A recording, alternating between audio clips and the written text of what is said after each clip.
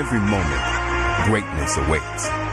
For the bold, the visionary, and those ready to take their shot.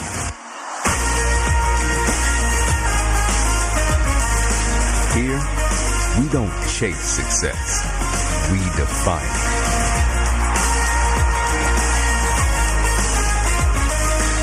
The University of Alabama, where legends are made. I think I've been waiting for this for 3.5 years, and I think I finally get to live up to the epitome of where legends are made, and I'm super excited. It's very exciting, sad to leave, but very happy for all the experiences I've had over the past 4 years. It's such a different experience from everywhere else. Honestly, here is one of the best spots, for a culmination of everything. You have different people, the culture is just different than everyone else, and it's really just an exciting place to be. My favorite thing, I guess, would be my professors. They helped me out in my time here, and they really took care of me. They were always there whenever I needed them. The teachers are the best. I feel like I got the best education, so there's not any other reason I can tell you. I mean, you get the best education, plain and simple.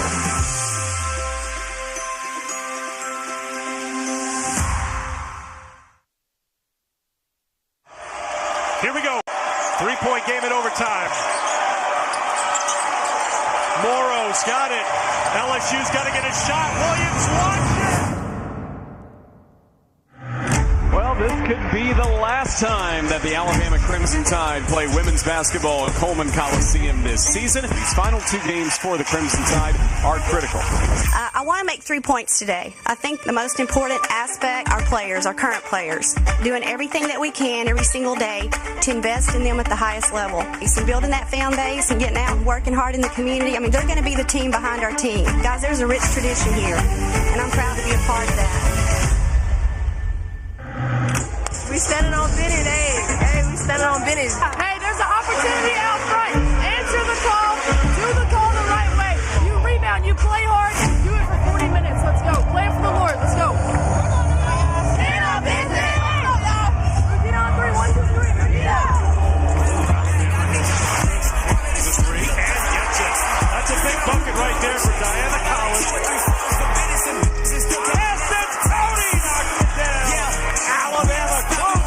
With an exclamation point.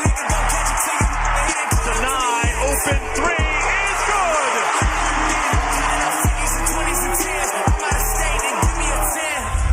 Seconds remaining in this game. 8-second difference between the game clock and shot clock. Williams around the screen.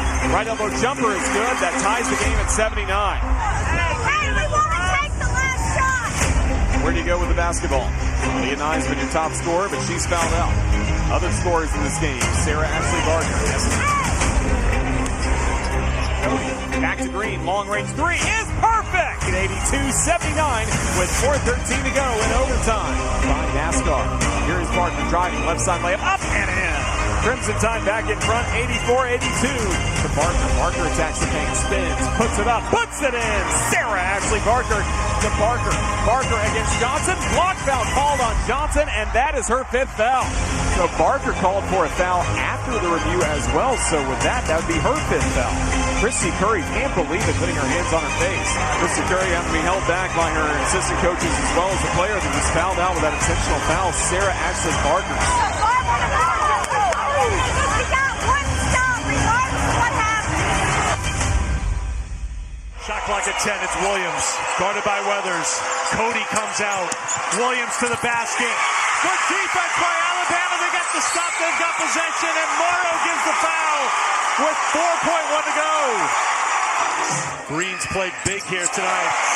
Takes the second. It's a 3-point game. Timeout LSU. They will advance it to the front court. Here we go. 3-point game in overtime. Morrow's got it. LSU's got to get a shot. Williams launches off the line. And the Alabama Crimson Tide have knocked off LSU. I see trees of green. And this ball game is over. Red roses too. I see them blue. Funny and you. And I think to myself, what a wonderful world.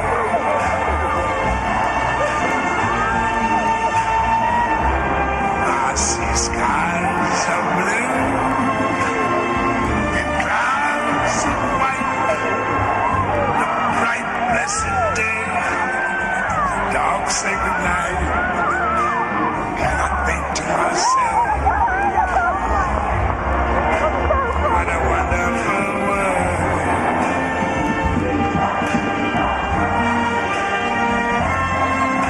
The colors of the rainbow, so pretty in the sky. I see all the faces of people going by. I see friends shaking hands, saying how do you do.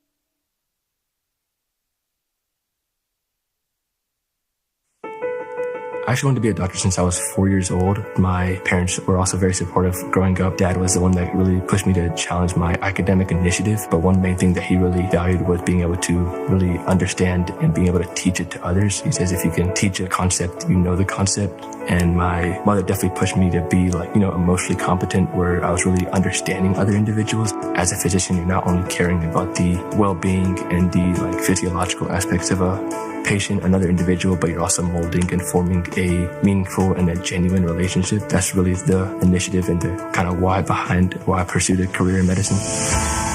When applying to college as my senior year, one thing I wanted to really consider was how can I be able to make impact while I'm here and make that story unique to myself. So actually, I have a family friend that went to Alabama.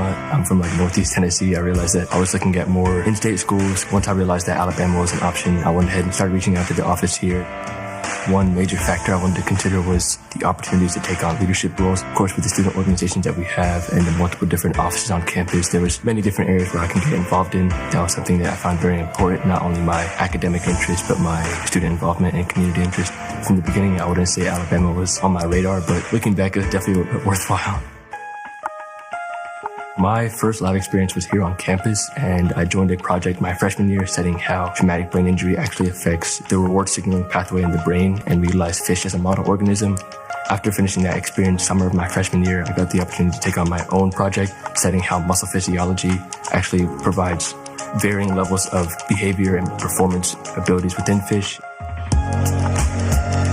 From there, I started looking at opportunities at other institutions. I did an internship at Harvard Medical School studying how neurons in the brain actually play a role in how fast cancer cells can actually develop within the brain. And it was the experience of a lifetime. Be an independent project, be able to shout out physicians, network with medical students, faculty, 10 weeks just to really kind of immerse myself in this career that I want to end up pursuing was definitely a great experience. And I got to really expand my network much further than I would have ever thought. And this summer I'm actually interning at the University of Pennsylvania, where I'll be learning how calcium signaling and biochemical pathways play a role in pancreatic cancer development. If there's a research interest that you have, there's more than likely a professional on this campus that is doing that field of research or is connected to someone else that is doing that field of research. The university has the resources, the faculty, and of course the assistants that you'll need to really get involved in the research that you're interested in. My research has not only taken me to conferences on campus, but I had the opportunity to go to national conferences, receive funding to go to those. So I've been able to go to Phoenix, Arizona for the first time, Seattle, places I never would have thought I would have been at.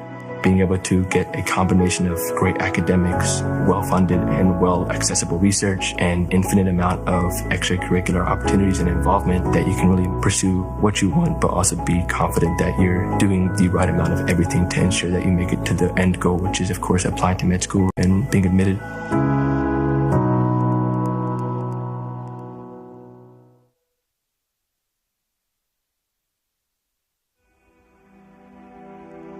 The Iron Bowl, Auburn traveling to Tuscaloosa, Alabama, about an 11.5 point favorite. The total in the low 50s, around 52. This game Saturday, 3:30 Eastern time on ABC.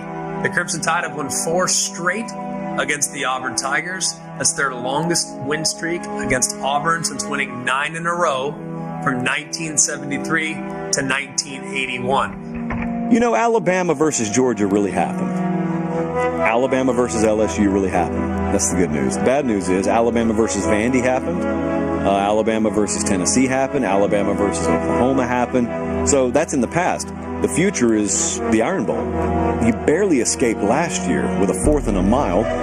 How do you fare this year? This is college football rivalry, I think, at its purest. It's all about this game. Playoff, no playoff, BCS, whatever you want to talk about, this game to those fan bases is everything and anything you care about 365 days a year. This game is really important to the people in the state of Alabama. You know, when you're born in Alabama, you have a birthright. You're either going to be for Alabama or you're going to be for Auburn. You grow up that way with great passion. So this is a big game to a lot of people, and it's a big game to the players.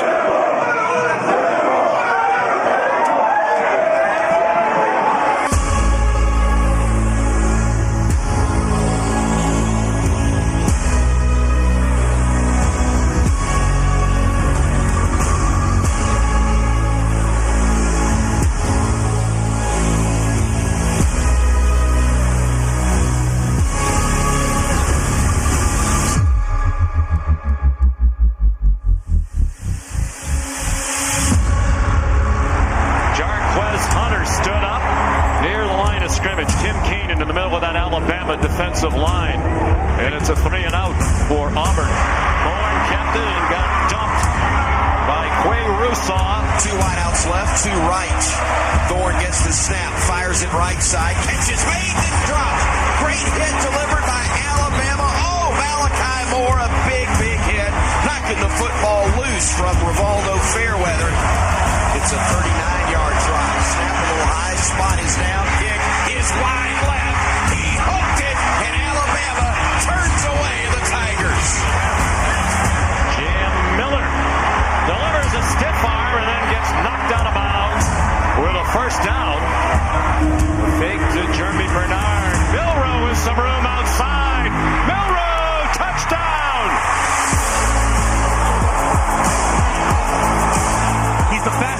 this season's Michael Vick, and that time Auburn underestimates the speed. He gets to the edge and scores the first touchdown of the game. Williams, Auburn move. Let's see if they throw a flag. They do. Bama free play goes down the right sideline.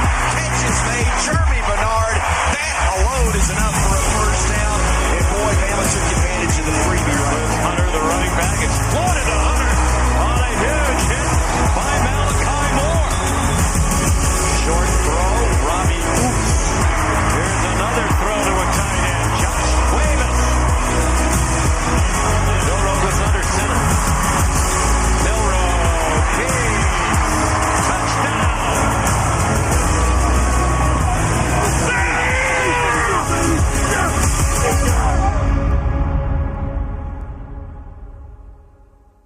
Understand the situation, stay within yourself, okay? Help each other out, communicate, don't take anything for granted, and finish, all right? Yes, sir. So Milrow will operate from the pistol.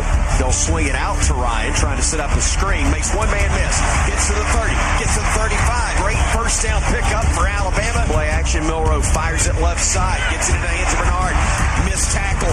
Fights forward. Gets a first down. Down to the 25-yard line. The token fake to Ron Williams and a little throwback to Dupree. You got Caden Proctor and Tyler Booker out front doing an excellent job of not getting a block in the back. Justice Haynes to the goal line.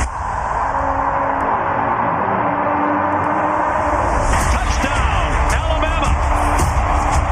Leaves the backfield. Pressure coming, and he goes down. Tim Keenan III getting the first sack of the game for Bama. And 6 upcoming. Handoff goes to Haynes. Justice fights his way forward. Quarterback keep. And there goes the quarterback. Touchdown, Alabama.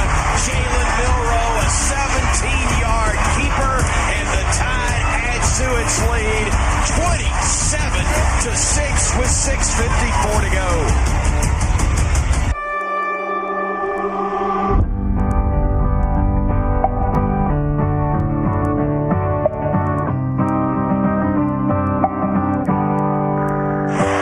This is a double pass. Hunter fires into a crowd. Intercepted. Picked off by Bray Hubbard.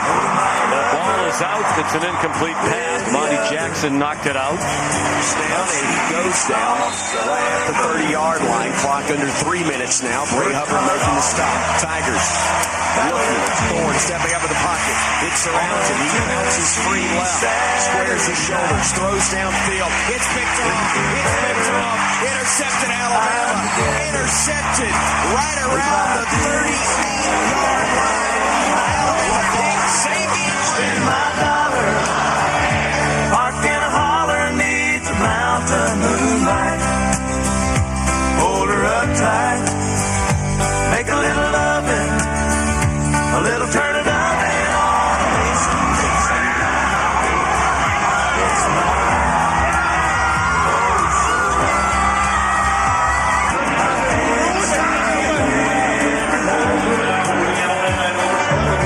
We got that dub, baby. That's all that matters. You feel me? Last game in the Denny, had to go out on the right note. You feel me? All my years here, never lost to Auburn, baby. So a big roll Tide, big roll 10 roll, man. I love Brian Denny. I love Alabama. Proud of you guys for that, okay? That's what this is all about. The growth, okay, to get to this point, okay, where you're winning the Iron Bowl, okay? And you guys all know how big that is. And some of you guys taught me how big that was, okay? And I appreciate you guys for that, okay? Seniors, proud of you guys. I'm happy for you, okay? I love all of you, okay, in this room, okay? And, man, I'm just glad we got a chance to send you seniors off the way we did here today with the last game here right now. Hey man, I love y'all boys. I know the season ain't go the way we wanted, but the way we came out and finished, bro, that's a testament to who we are as people and who we are as members of the Alabama Crimson Tide, man. We cut like no other, bro. We 1-1. I don't know what the future holds, but bro, I love all y'all, bro. I want to go to war with anybody else. I want to have this season go any other way, man, because it's gonna make us better individually, no matter where we're going, no matter what's going on, bro. But I love y'all. Hey, let's get ready for whatever the future holds, bro. Let's go. We ain't done yet. Let's go. B-side final 3, 1, 2, 3. B-side fight.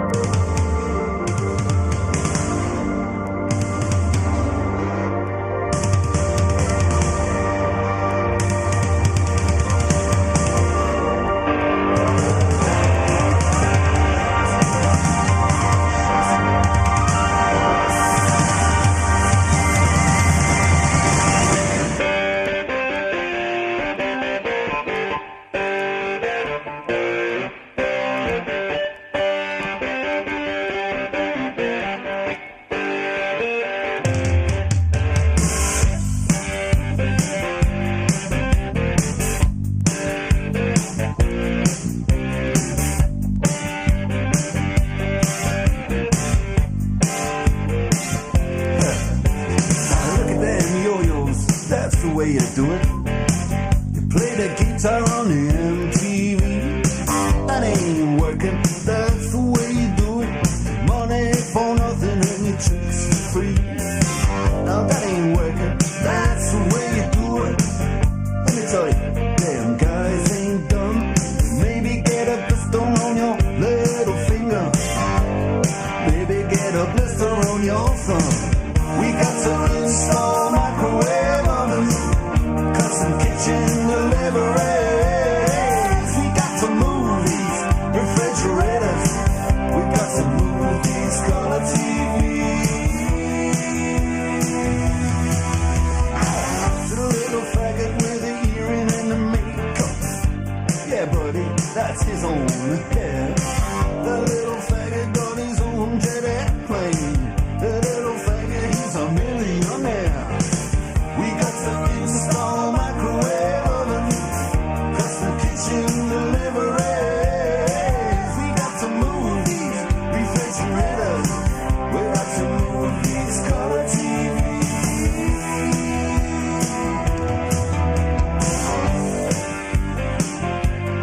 Move on, move on.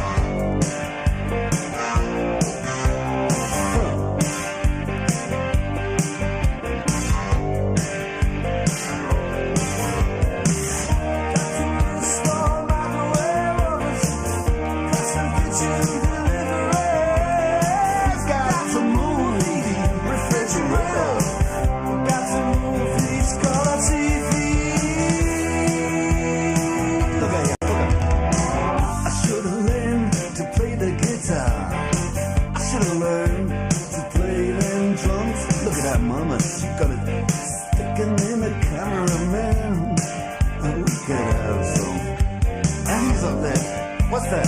Hawaiian noises. He's banging on the bongos like a chimpanzee. Oh, that ain't working. That's the way you do it. Get your money for nothing. Get your chicks for free. We got to install microwave oven, custom kitchen deliveries. We got to move these refrigerators. We got to move these color TVs.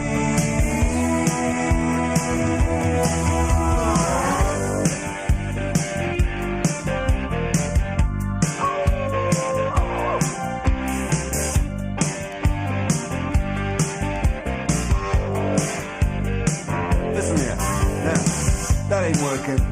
That's the way you do it. You play the guitar on the MTV. That ain't working. That's the way you do it. Money for nothing and your chicks for free. Money for nothing. Chicks for free. Money for nothing. And your chicks for free. Ooh, that money for nothing.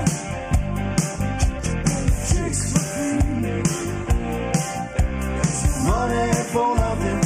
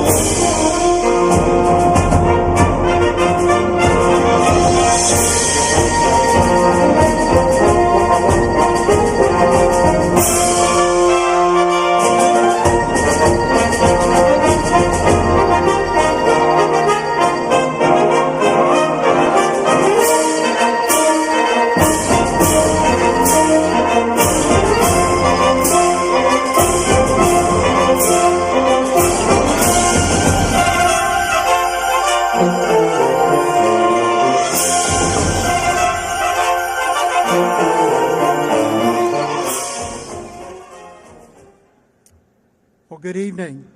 You may be seated. To our graduates and their families, to our guests, welcome.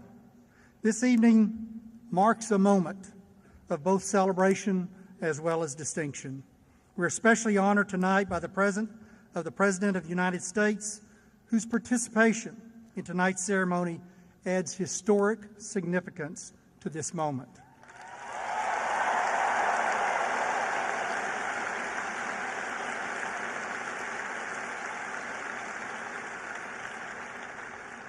We're also pleased to welcome Alabama Governor Kay Ivey, a steadfast advocate for higher education in our state.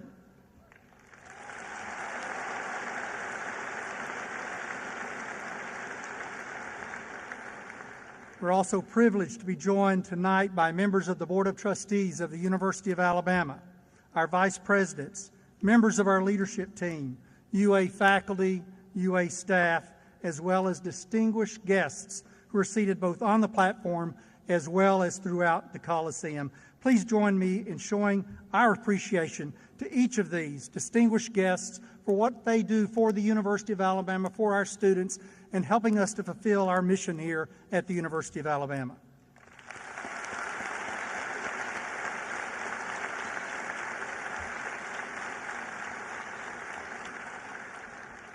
Graduates, tonight is all about you guys. Tonight is a unique and a special celebration of all that you have achieved, the dedication it took to reach this moment, and the bright future that lies ahead. And if you reflect on that, there was a lot of hard work in that, right? Right? At the University of Alabama, education reaches beyond the classroom. It's a foundation for life, shaping your ability to think deeply, to lead with purpose, to engage the world with courage and conviction. Our hope for every graduate is not simply success, but significance as well. That you'll take what you've gained here and build something that is lasting. That you will live with intention, create positive change throughout your life with your actions, to leave the world a better place because of your presence in it. That you'll live with intention. That you'll create positive change through your actions. You've already proven your ability to rise above challenges, whether launching a career, pursuing graduate education, or finding ways to just serve your community. You leave here prepared to make a real impact in the world. And in time, through your character, your leadership, and your contributions, you may build something even greater, and that's a legacy. A legacy, a life, so that one could be called legendary. This evening is especially meaningful as we welcome the sitting President of the United States to our campus. His presence and willingness to share a message with you truly makes this an unforgettable occasion. A belief that anchors our mission at UA is that education and public service are linked, that the knowledge that you gain in our classrooms, like ours, will help shape policy, lead nations, change the world. This special ceremony offers a meaningful opportunity for you, for I, to reflect on the important connection between academic inquiry, civic leadership, and public service. Tonight, we come together to celebrate achievement. We ask everyone to help us create that atmosphere of support, respect, and pride for our graduates tonight. At UA, we uphold a proud tradition not shared by many large universities. We call the name of every graduate who walks across our stage. That's because we believe that each of you deserves that honor. Your name, your moment, the recognition of your hard work and your commitment. As part of our celebration, we invite you to watch a short video that honors the experience of graduating from the University of Alabama.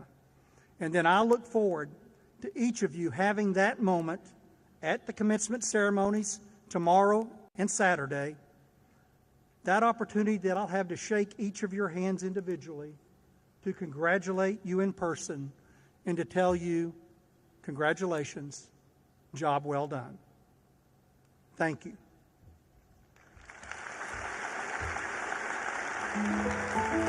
What's in a name? Shakespeare asked in Romeo and Juliet. Names have meaning. They're unique to each person. And trust me, I know something about names. A few magical times a year, I have the privilege of saying thousands of names. Micah Linda Garrett, Top Bahadur Rawat Chetri, Elizabeth Page Tag. Since becoming the voice of commencement in the 1990s, I've called the names of Heisman Trophy winners Bryce Christopher Young, Super Bowl champions Joseph W. Namath, and Alabama icons. But I've also called the names of future doctors, lawyers, teachers, scientists, and everything in between. The one thing they all had in common, the capstone. This incredible place that they called home. The Quad, Bryant-Denny Stadium, Denny Chimes. The people they met here, friends for a lifetime. A family that they could choose. Behind every name read aloud at commencement is a story. A story that began when they stepped foot on campus for the very first time. A little nervous, but I'm excited. It's like a new beginning. It's kind of scary, but I'm excited. I'm really looking forward to all the social events. I just can't wait to get my feet into college and see a little bit what it's about. Just the friendships, and the relationships I'm making, new friends and stuff. Making new friends and joining new groups. They learned.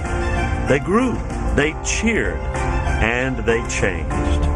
But they all made it here, graduation day. And yes, some students are used to being called over the loudspeakers. Pressure on the outside, and down he goes. 3 sacks. That was Will Anderson. And a perfect present for Montana Founts and Alabama at the Women's College World Series. But for many, this is the one time in their life that an entire arena will hear their name. Soak it in. This is the moment. On this stage, everyone is a legend. Congratulations, and roll Tide.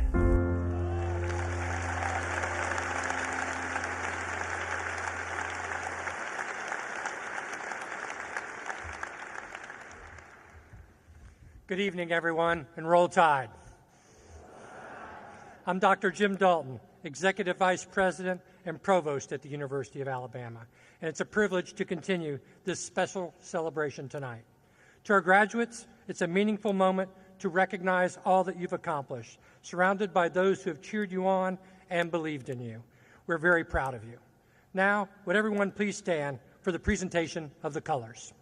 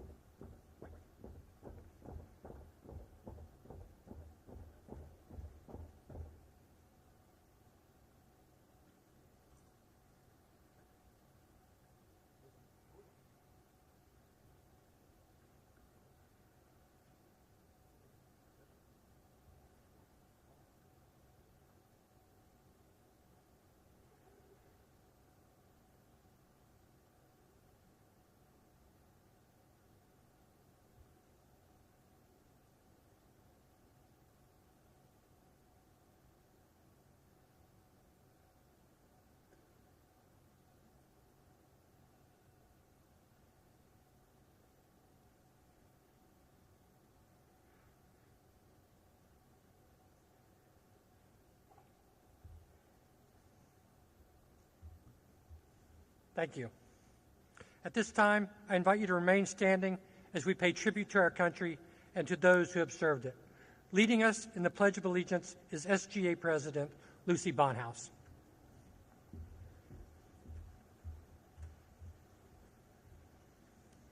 I pledge allegiance to the flag of the United States of America and to the republic for which it stands, one nation, under God, indivisible, with liberty and justice for all.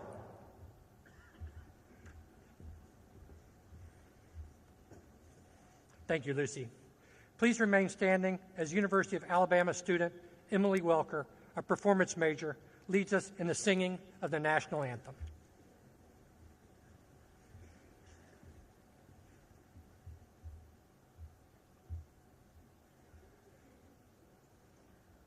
Oh, say, can you see by the dawn's early light what so proudly we hailed at the twilight's last gleaming, whose broad stripes and bright stars through the perilous fight o'er the ramparts we watched were so gallantly streaming, and the rockets' red glare, the bombs bursting in air, gave proof through the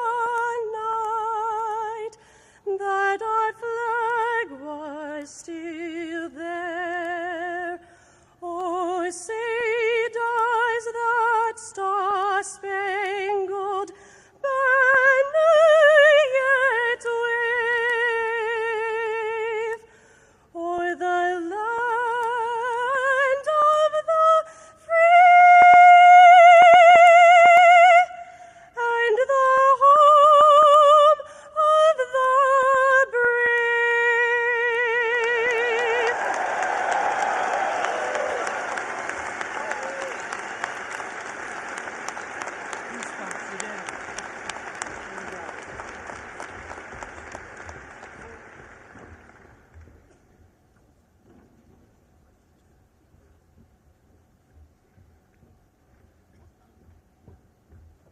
Thank you, Emily.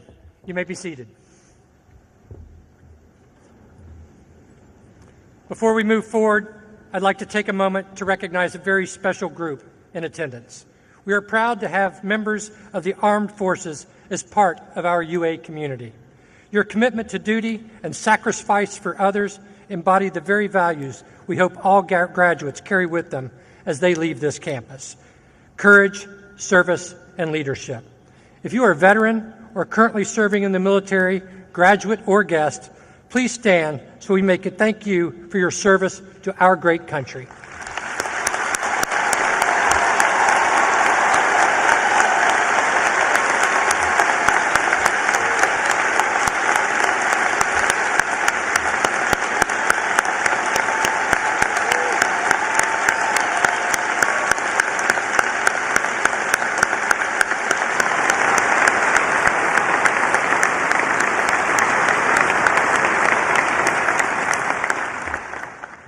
Thank you for your service.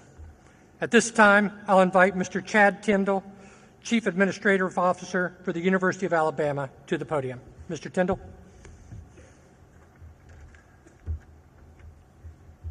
Thank you, Dr. Dalton. Good evening. Roll Tide. That's much better. Faith is such an important part of the lives of so many of our students at the University of Alabama. And whether that faith is Christian, Jewish, Muslim, or another, commencement is an especially great time to reflect on that faith, on our purpose and its meaning. I am pleased to welcome to the podium Dr. Wade Langer of UA Campus Ministries, who will offer tonight's invocation, reflecting on this moment and our futures.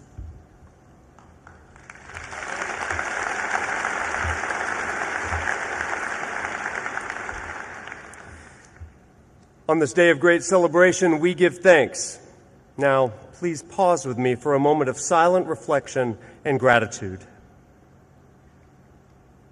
Almighty God, giver of life, source of knowledge, compassion, and goodness, we are grateful for the ways you have blessed these graduates, for the friendships that have held them, for the instructors who have mentored them, and for the lessons that expanded and shaped them the most. During their time here at the capstone, we trust they have been prepared for their future and will rise to whatever challenges may await them. Through your gracious power on this day, pour out your love and wisdom upon them and bring the work started in these graduates to completion. Give them strength to pursue the dreams you've instilled in their hearts. Equip them with compassion, with integrity and fairness, humility and respect. Grant them courage to step boldly from the simplicity and security of college life into a world in need, a world that aches for their gifts, their passion, their vision, and their hopeful idealism. Offer them humility in success, patience in uncertainty, hope in doubt, and peace in times of unrest.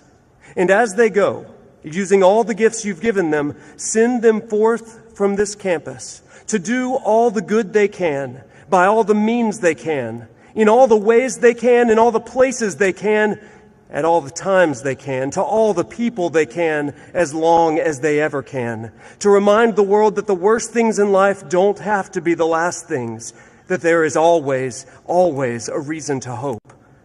So on this day, we entrust these graduates to you. They are no longer ours, but yours. Put them to what you will. Place them with whom you will. And in whatever they do, let them be employed by you to bring about a truly great tomorrow. In your name, amen.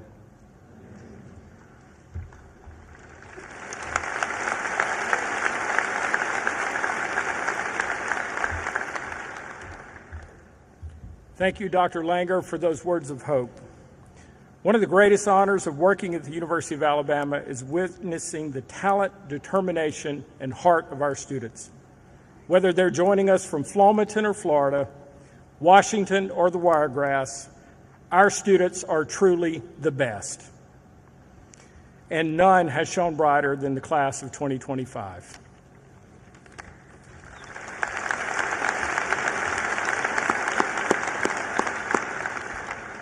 You have shown remarkable resilience, leadership, and pride in this university. You'll hear from a student who embodies all that and more tonight. It's my privilege to introduce the class of 2025 Student Government Association President Samad Galani. Samad has been a strong voice for students and a reflection of what's possible when you lead with passion and purpose. Samad?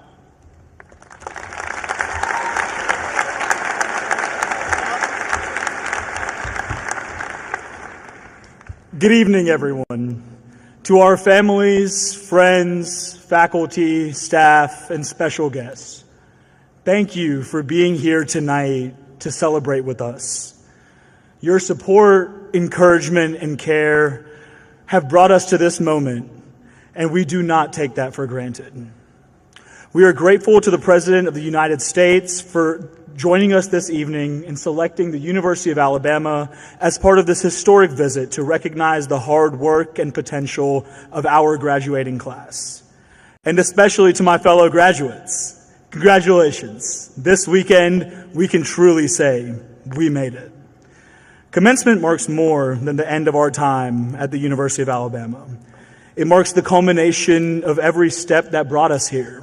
From the first time we set foot on this campus, to the night games in Bryant-Denny Stadium, the long hours in Gorgas, the victories, the challenges, and every moment in between that quietly shaped who we are today. This class, our class, has been through a lot.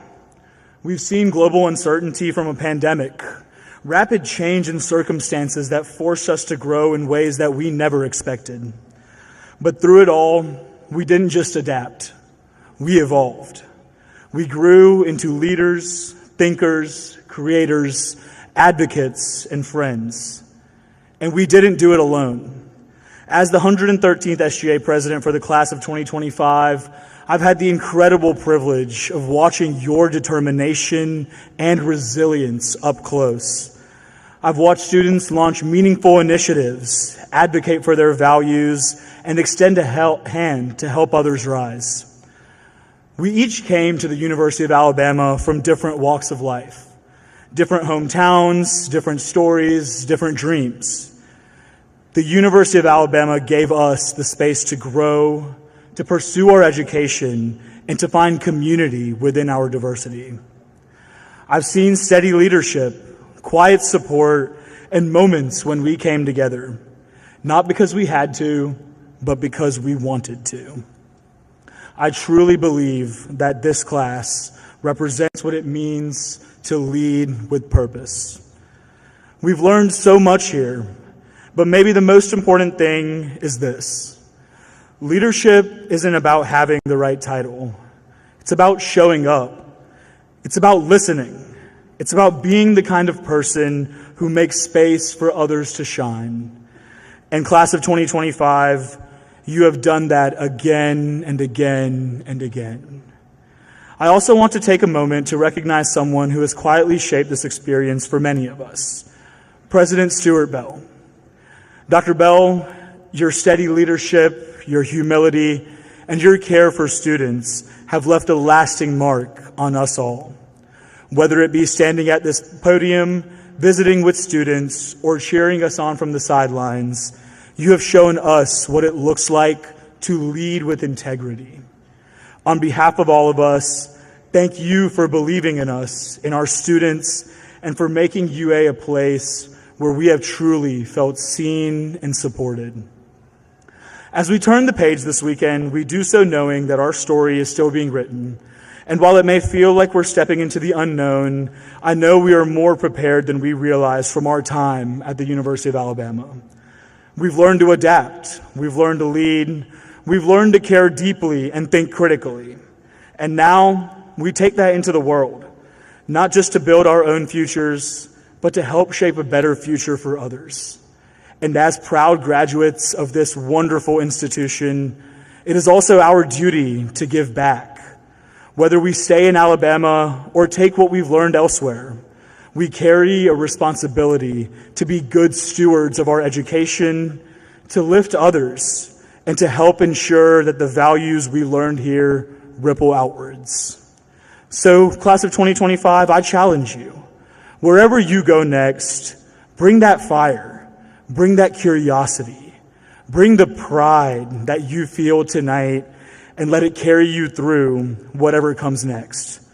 Because this isn't just the end of something great. It's the beginning of something even greater.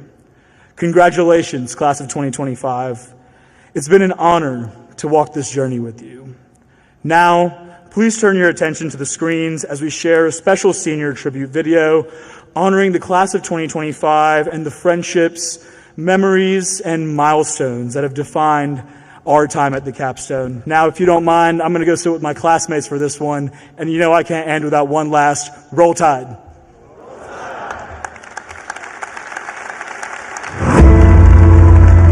The best way to describe my time here has been full circle. I think growing up as an Alabama fan with my parents going here and just coming to visit campus all the time, there's really been nothing more full circle than seeing how my experience here has taken shape, especially with all the opportunities I've been awarded here at UA. Couldn't think of any way to make it more perfect. Met the best people, had the most fulfilling college experience, both with school and outside of school. It's everything I could have asked for.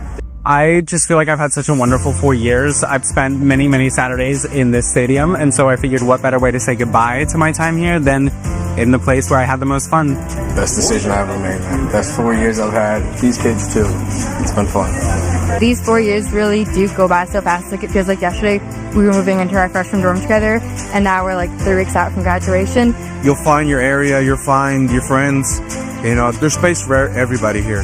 The staff members that I have met, my coworkers, the faculty members, they all were very uplifting and supportive. When times I didn't believe in myself, they were there cheering me on. So I did say I found my cheerleaders everywhere throughout campus. The impact that the university has had, I would say, is it taught me what it means to be a legend, but also a team player. And it taught me the importance of being present through your 4 years here and through any moment in your life. I'm going to miss living within a 5-minute walk of all my best friends. I love how close this campus is and how close the Tuscaloosa community is. And it's been amazing just being able to call my best friend down the street and say, hey, let's go for a walk on the quad, which is just so beautiful to walk down. I am going to miss the people. I'm going to miss seeing the same people every day for 4 years and really getting to hone in on those relationships. And I'm going to miss saying Roll Tide to someone and them saying it back. Wherever I go, like in the future, saying like I went to the University of Alabama, it's not just like a place I attend at school. Like I said, like I feel like it's like a culture that I'm now like a part of. Roll Tide! Roll Tide! Roll Tide! Roll Tide! Roll Tide! Roll Tide, guys.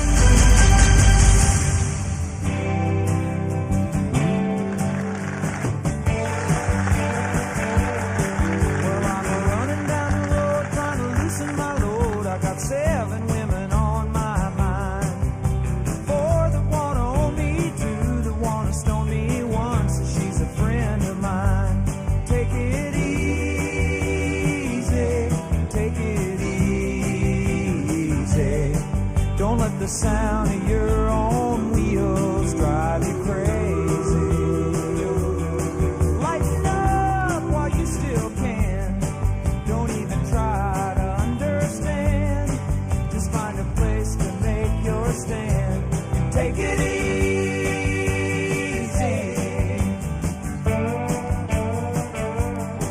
Well, I'm standing on a corner in Winslow, Arizona, and such a fine sight to see. Slowing down to take a look at me. Come on, baby, don't say baby. I gotta know if your sweet love is gonna save me. We may lose and we may win, but we will never be here again. So open up, I'm climbing in. So take it easy.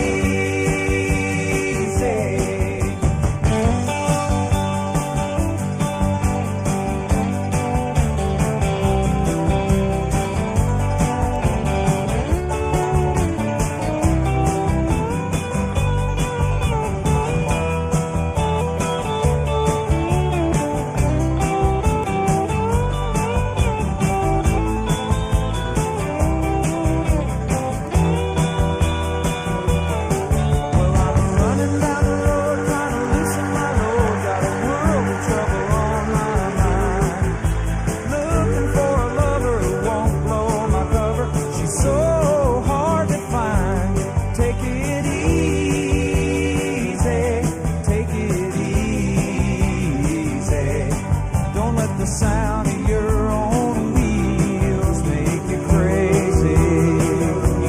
Come on, baby, don't say maybe.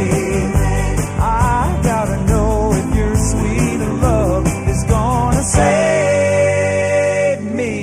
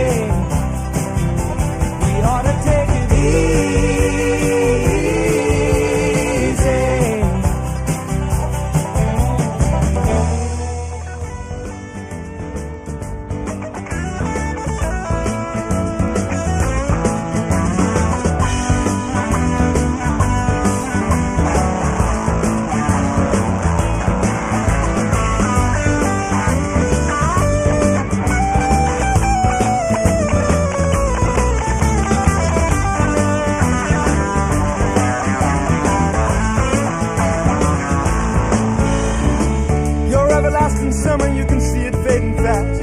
So you grab a piece of something that you think is gonna last. Well, you wouldn't even know a diamond if you held it in your hand. The things you think are precious, I can't understand. Are you reeling in the years, stowing away the time? Are you gathering up the deeds?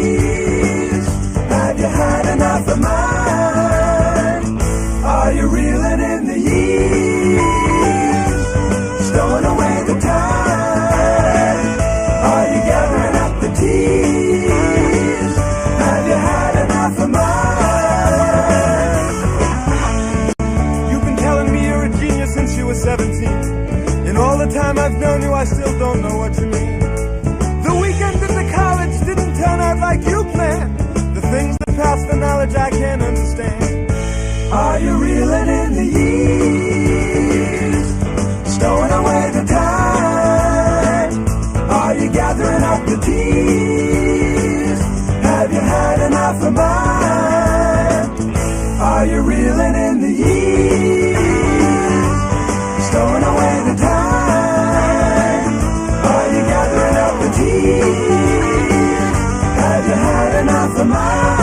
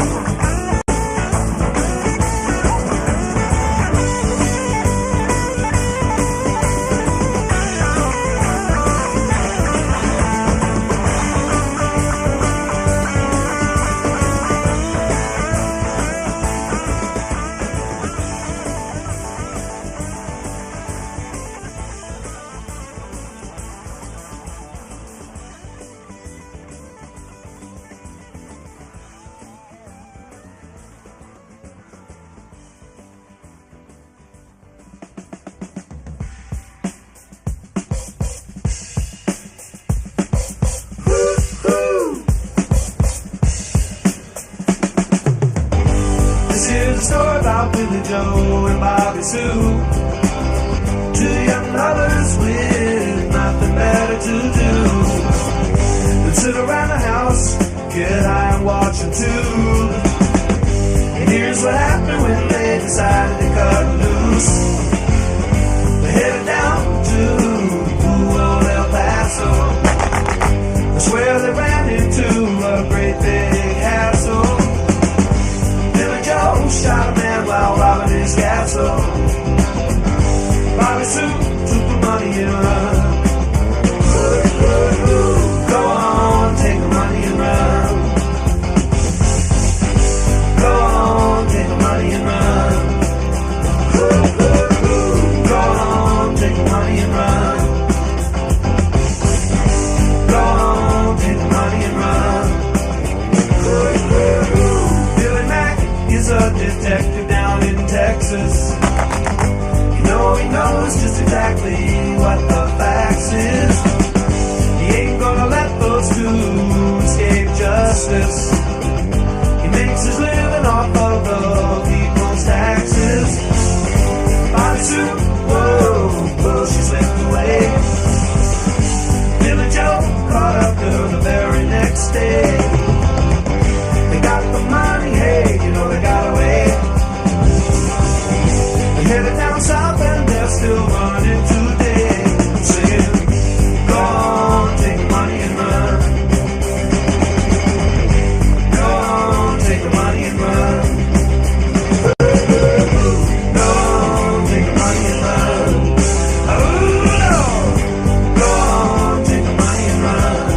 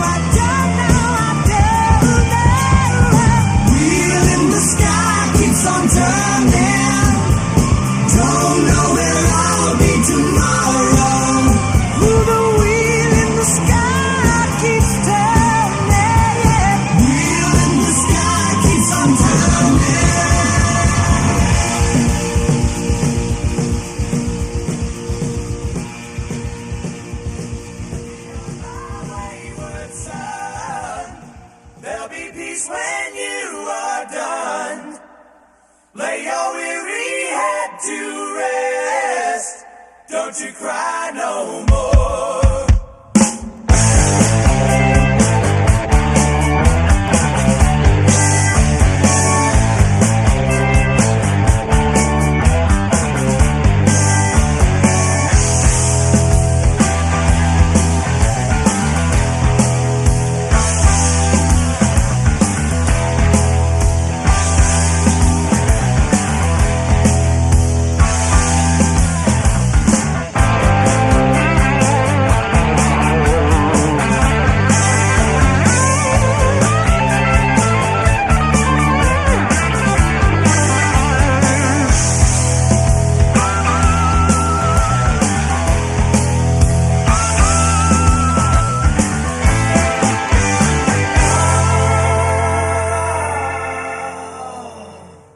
Once I rose above the noise and confusion, just to get a glimpse beyond this illusion.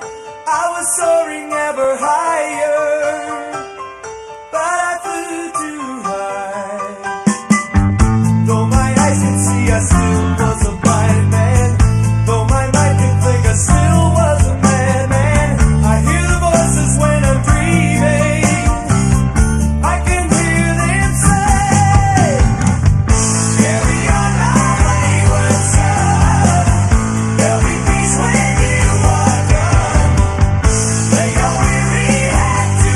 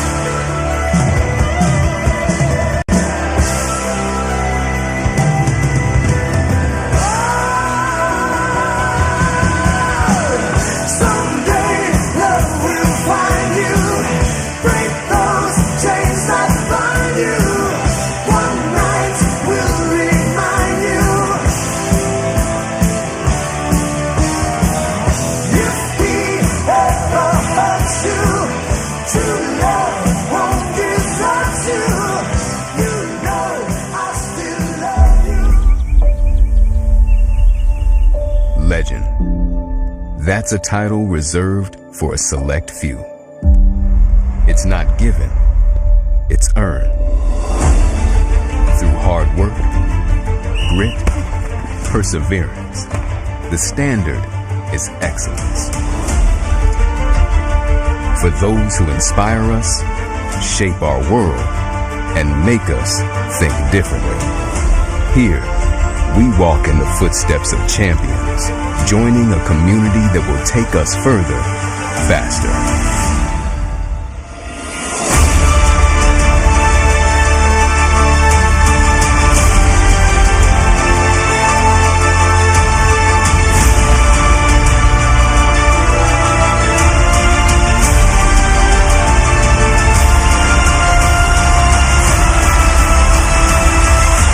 This is where ambition meets opportunity and where legends are made.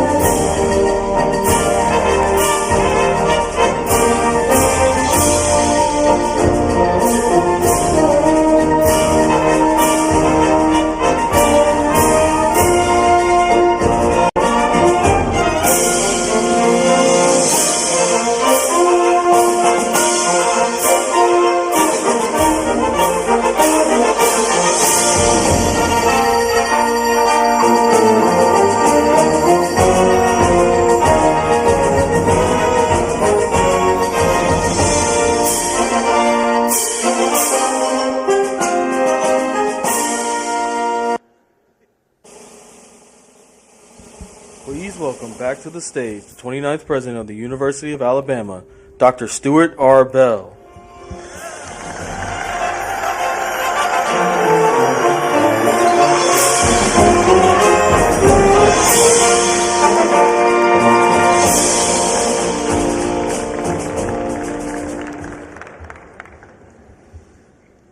Welcome back. Well, graduates, your time at the University of Alabama is certainly part of something much larger than any one moment. You're part of a legacy that stretches back generations and forward into the future that only you are going to be able to define.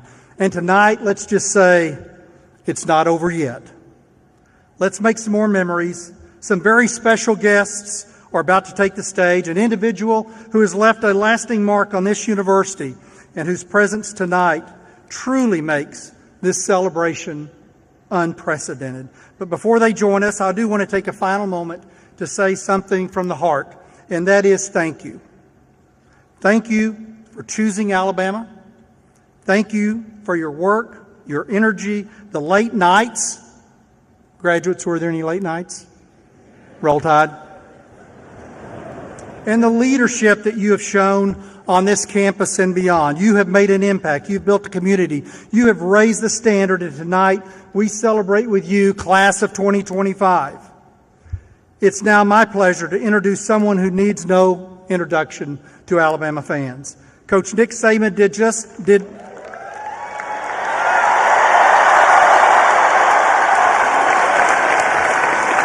Coach Nick Saban didn't just win championships, he built a culture of excellence that set a standard in college football and taught us all the power of teamwork, self-discipline, and unwavering focus on the process of getting better every day. He challenged our student athletes to be champions, not just on the field, but in the classroom and in life. Please show your appreciation for the legendary former coach of the Crimson Tide and one of the greatest coaches in history, Nick Saban.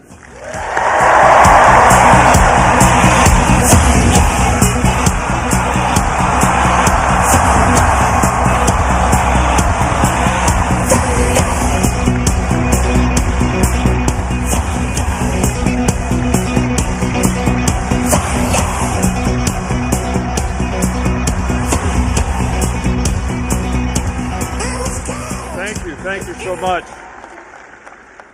Thank you, Dr. Bell. And first off, I'd like to take the opportunity to thank you for your extraordinary leadership here at the University of Alabama over the last 10 years. You made the university better. You made me better. You helped us have a successful program because we always had the support that we needed. And leadership is all about serving other people. And Dr. Bell created a great example. He was somebody that we all could emulate. He helped others for their benefit, which is what service is all about.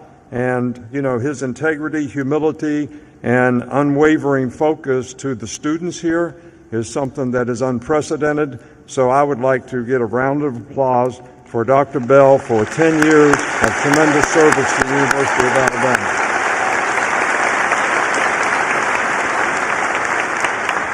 You know, it's certainly an honor for me to be here and participate in this historic event, to be able to introduce President Trump, to address the graduates, you know, here today. So it's a special moment for me, but I got to be honest with you. You know, I feel like I'm the warm-up band for the Rolling Stones. And the first song they're going to play is Start Me Up. So, but really, to all the students here, I want to congratulate you on the hard work and commitment that you made to be able to graduate, create a future for yourself. But I want you to remember something. You know, you've created an opportunity to create a legacy now. And if you remember back in 2009 when we won our first national championship here, we had a celebration in the stadium, and I said, this is not the end, this is the beginning. And the reason I made that statement is I wanted our players and the people in the program and our supporters at the university to realize that we wanted to create a legacy of success. Well, that's what you have the opportunity to do now. You know, you're going to face new challenges. This is going to be a new beginning for you. New challenges, new horizons, new opportunities, new obstacles to overcome. And I'm sure the University of Alabama has provided in the future. But I always tell people that you need to be very wise about the goals that you set. But more importantly, you got to define, what do I need to do to accomplish those goals? That's called the process. The very things that you need to do on a day-to-day basis to be able to accomplish the goals that you have. You need to define that for yourself. And then you have to have the discipline to execute it every day. And I'm talking about self-discipline.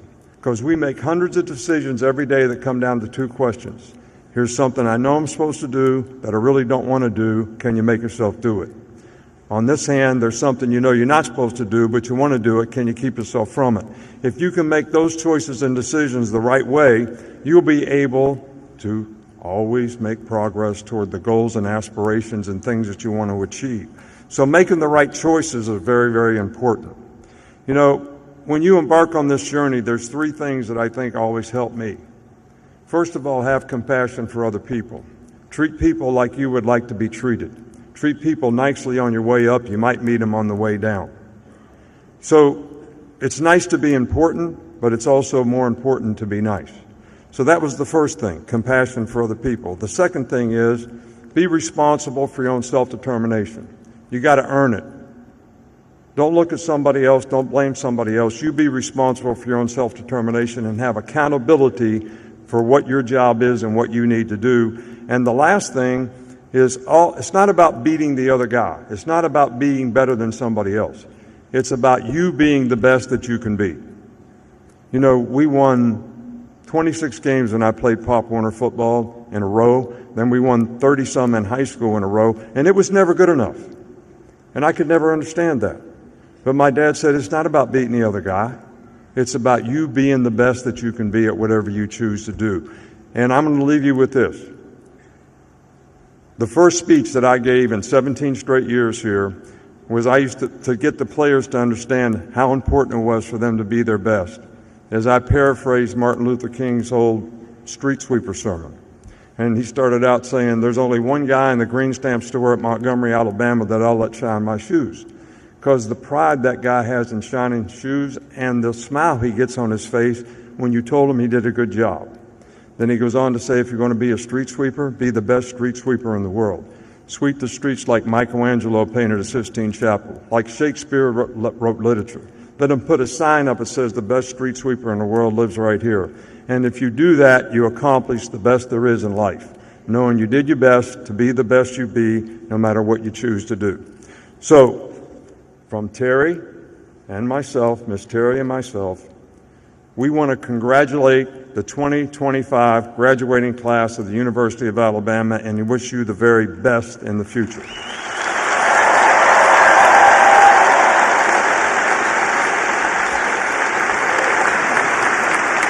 And before I introduce President Trump, I have to tell you a story. You know, you all know that we win a national championship, we get to go to the White House, and it's a great experience for our players and each and every year.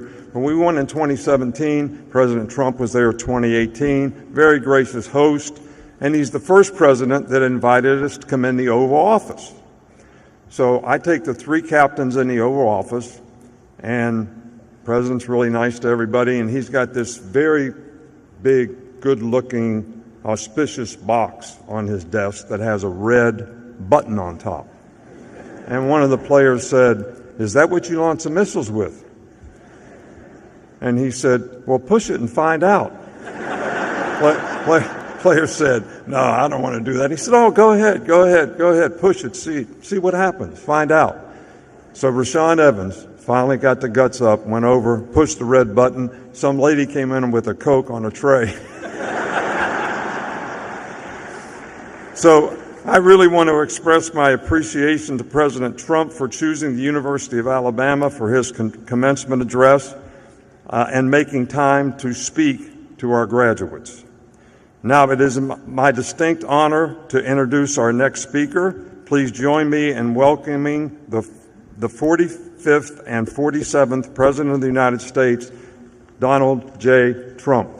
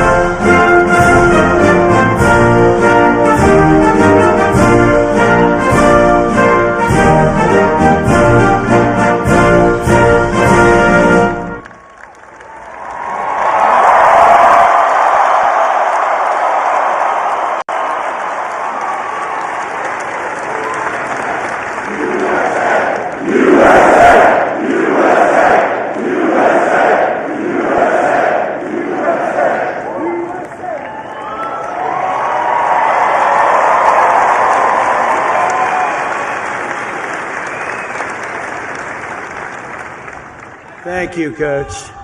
Wow, what a nice-looking group this is. What a beautiful group of people. And especially a very big hello to the University of Alabama. Congratulations to the class of 2025. Roll Tide. Roll Tide.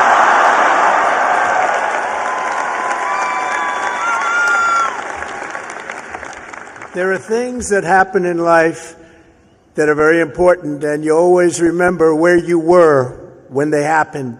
As a student at Alabama, you'll always remember where you were when your head coach, Nick Saban, retired. Remember that? Because he's done such a fantastic job. The last time I was here, and that's true with Nick, what a great coach. Let's bring him back. No, you have a good coach right now, though. You have a good coach right now. He was great. But the last time I was here, the Crimson Tide beat the Georgia Bulldogs 41-34. I was here. I got to watch it. That was some game. Today it's my pleasure to return to this campus as the first president ever to deliver the keynote commencement address to this truly great American university. It's a great school. And there's nowhere I'd rather be than right here in Tuscaloosa, Alabama, Titletown, USA. That's what it's become.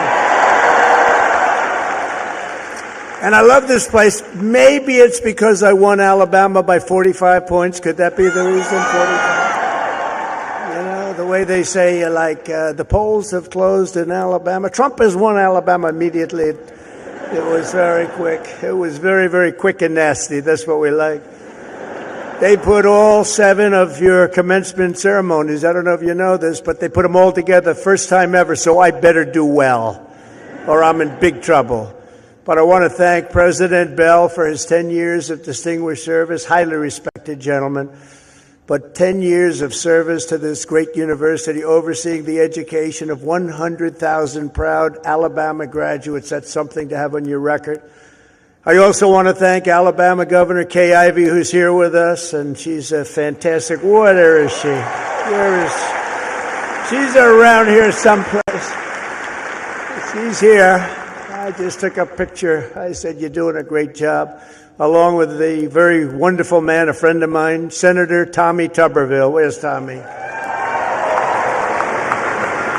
Tommy's great. When he wanted to run for the Senate, I said, well, you beat Alabama 6 times in a row. How can you run for the Senate? He said, well, I just look at him and I say, well, I was responsible for them getting Nick Saban. I said, that's a good reason. And he won. Very easily he won.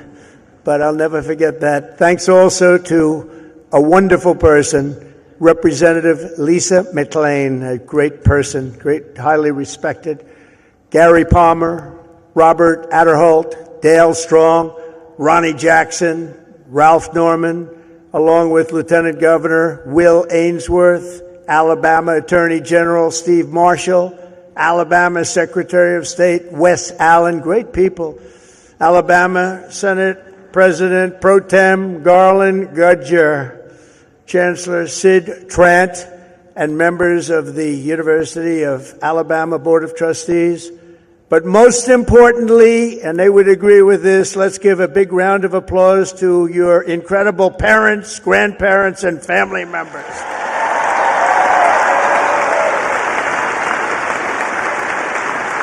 Because they made this wonderful day possible.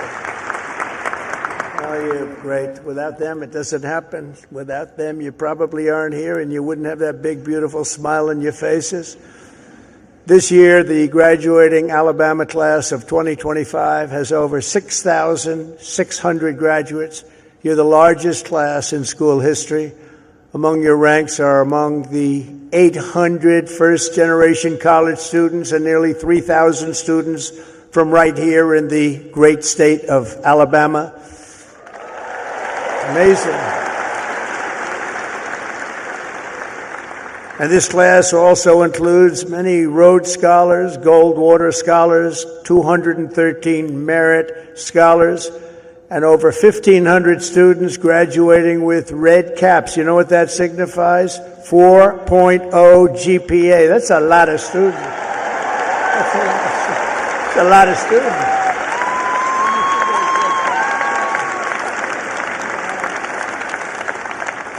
That's pretty good. I know who I'd pick. I'd look for a red cap. I say, I want you to work for the beautiful Trump administration, this lovely administration. In addition, the class of 2025 has nearly 130 active duty service members, veterans, and members of the University of Alabama, ROTC. Thank you very much. Thank you.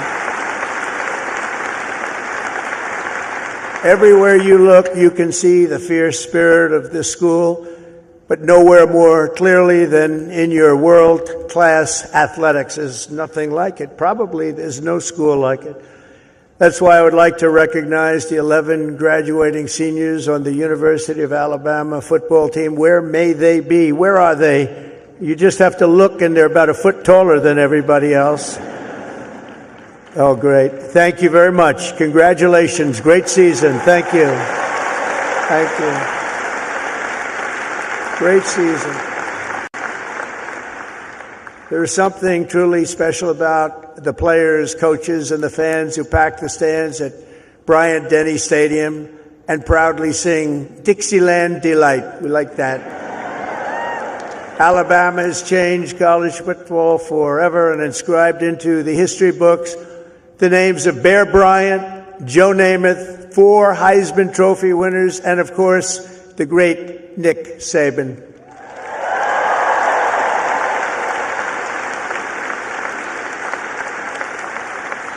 This place is truly where legends are made. It really is. It's a special place. When your president called, we talked about it. It took me about 2 seconds to say, I'll go. I wasn't looking to do it, and we are busy. You know, we're winning a lot of battles right now. We love winning, don't we? Love winning. We're winning a lot of battles. But I wanted to do this.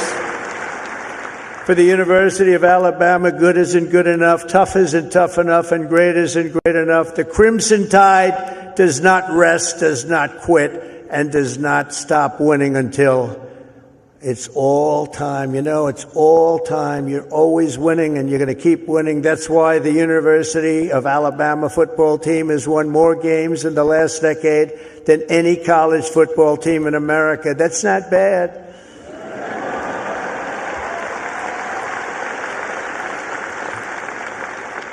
And it's why last fall you beat Auburn for the 5th year in a row. That's not bad. That's not bad. The University of Alabama has a brand, and that brand is winning. That brand is winning. Great school. Last year, the Crimson Chaos watched the Tide Hoops make it to the Final Four for the first time ever. And this year you built on your incredible record and returned to the Elite Eight. So not only is Alabama a great football school, it's now one of the nation's best basketball schools, and congratulations.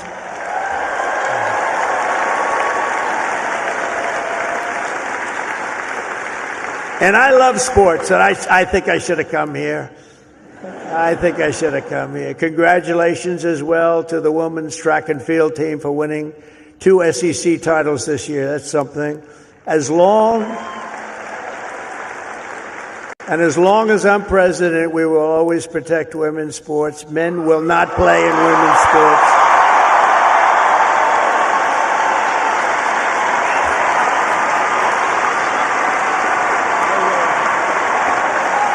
No way.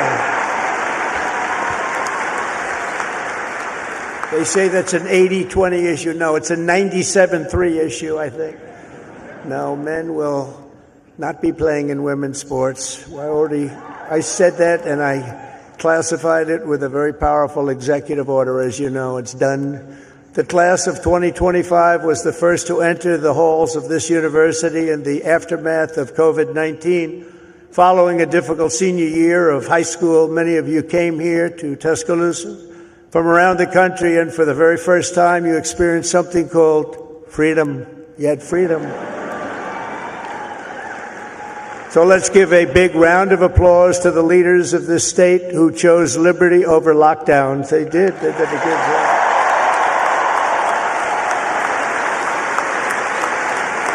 Did a good job. As you know, there are few campuses in the world more beautiful than this one, and there are few memories sweeter than the ones you have formed really at this capstone and at the capstone.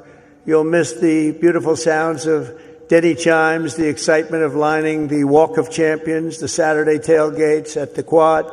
As you graduate, it's natural to reflect on 4 years of happy memories, and you've really had happy memories here. You've done a lot of winning. Winning is a good thing to do. But today I'm also asking you to look forward to really something very, very bright and more promising, and it's going to be an even more promising tomorrow, I promise you that. You're the first graduating class of the golden age of America. We're in the golden age. You watch. This is the golden age.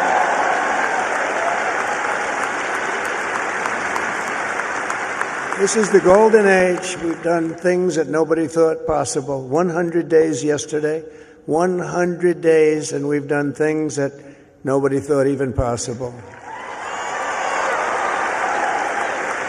Like many generations before you, you're graduating at an exciting time for our nation, a period of both extraordinary change and incredible potential and what will be unbelievable growth. You're going to see that very soon. You're going to see it starting very, very soon. Well, the whole world is talking about it.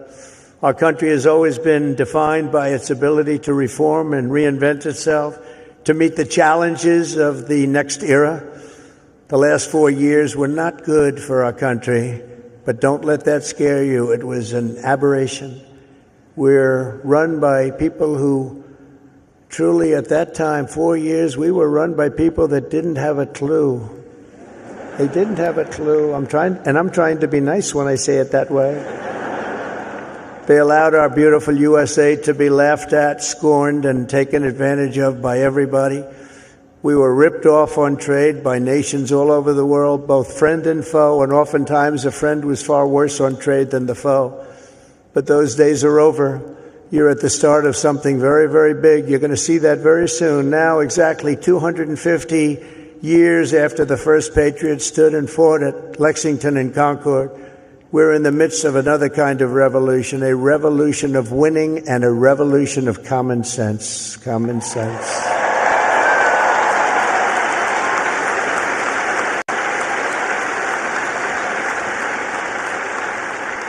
Everywhere you look, broken systems, corrupt institutions, and tired dogmas are being swept away by the tide of history.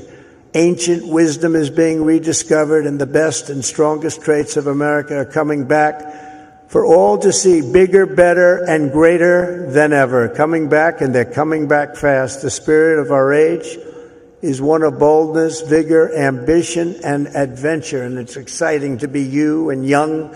Oh, I'd pay you a lot of money to have your age. You have a great future. The people have rejected the voices of a failed establishment. You saw that in the election. We've turned the page on endless wars, crippling debt, open borders, ruinous inflation, and a lack of respect for our country and for its leaders. But we're turning that all around, and we're turning it around very fast. We will very quickly make America great again.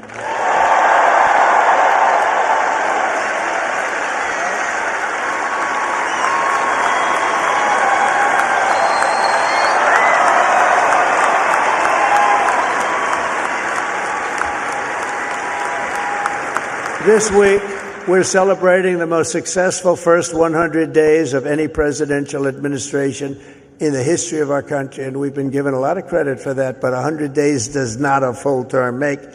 But we're going to do even better as we move along. In a matter of weeks, we've achieved the lowest number of illegal border crossings ever recorded.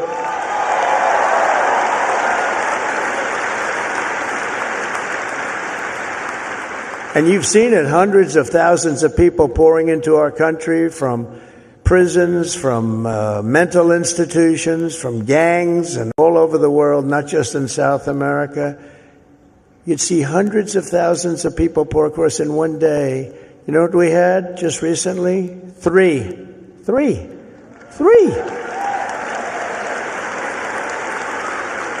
And we slashed the number of illegal aliens released into the United States by 99.999%. And you know, if that number is wrong, the fake news, which is all over the place today, is going to be correcting me before I get to the next sentence. Now, 99.999%. How about that? Nobody thought that was possible. They said you needed legislation. No, you just needed a new president. That's what you needed.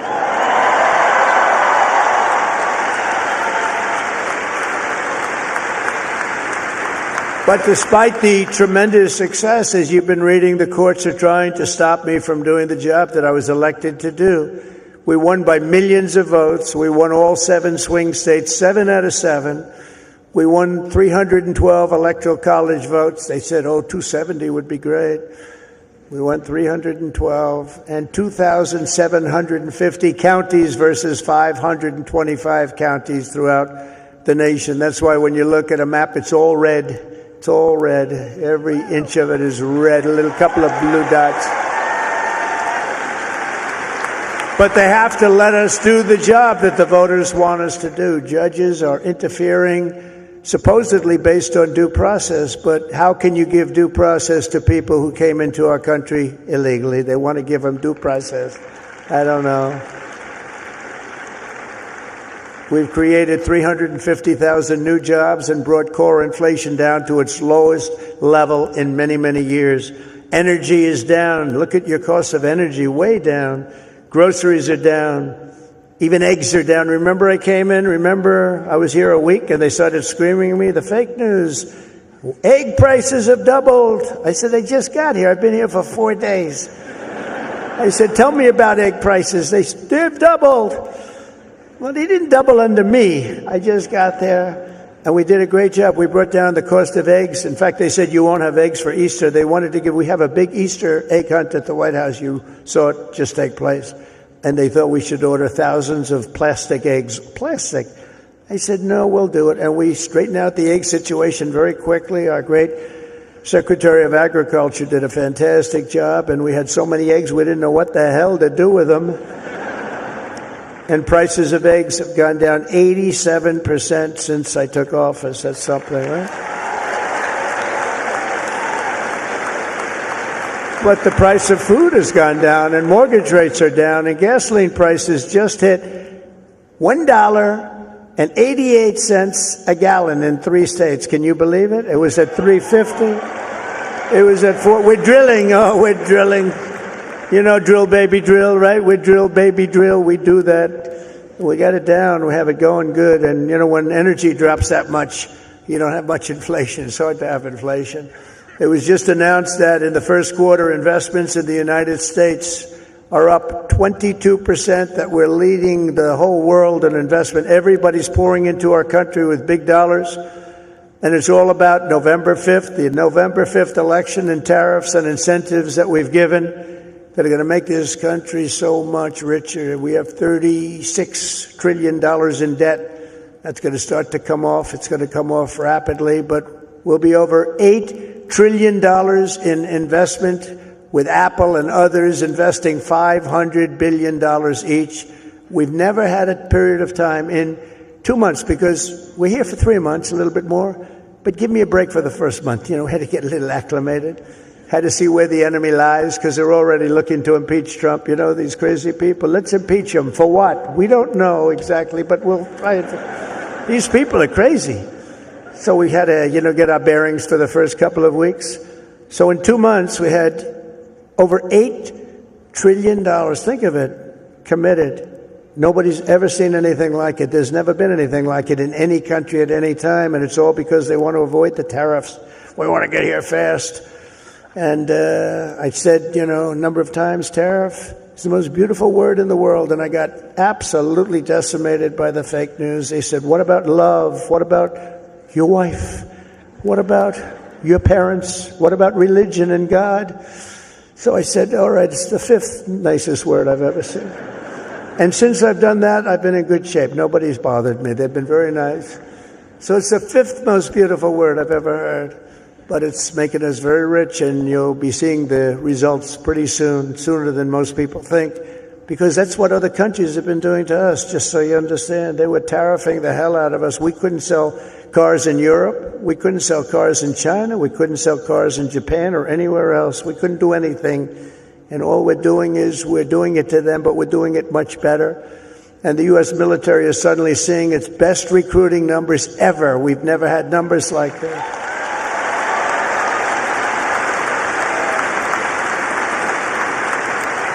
We now have waiting lists because there is such incredible spirit in our country. There's a great spirit. And just think, 6 months ago, and you remember, and it was embarrassing, before the election, 6 months ago, we were hearing and reading that numbers of those joining our military were at the worst levels ever. We've never had anything like it, right? You remember that? And now they're at the best levels ever. We have waiting lists to get into the military.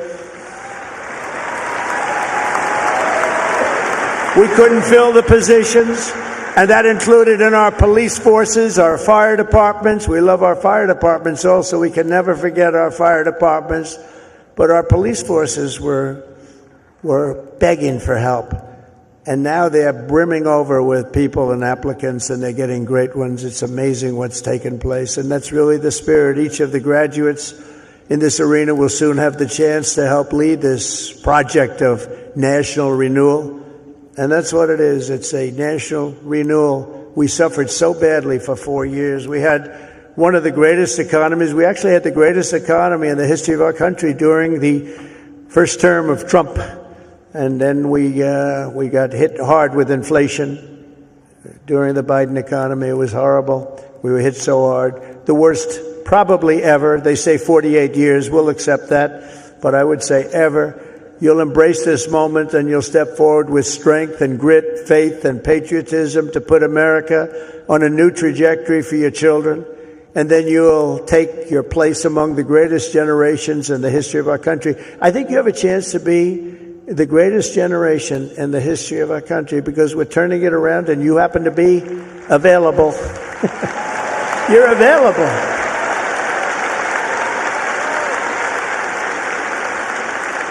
That's a good time to be available. There are some times when it's not so good to be available, but this is a great time. I'm absolutely confident that the Alabama class of 2025 is up to the task. Are you up to the task? You learned a lot about winning here at Alabama, and now we need you to help win for America. For the business majors here today, I challenge you not merely to use your talents for financial speculation, but to apply your great skills that you've learned and had to forging the steel and pouring the concrete of new American factories, plants, shipyards, and even cities which are going up all over our country. Don't just build a strong portfolio, build a very, very strong America, and you're going to do that.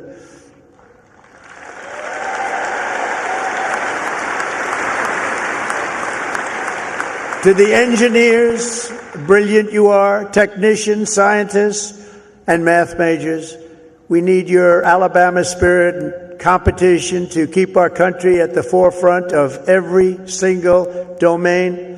America should have the world's tallest buildings, design the fastest airplanes, build the greatest cars, do everything the absolute best, better than any other nation in the world, and you can do it. And we will soon land American astronauts on Mars. That will happen. That will happen.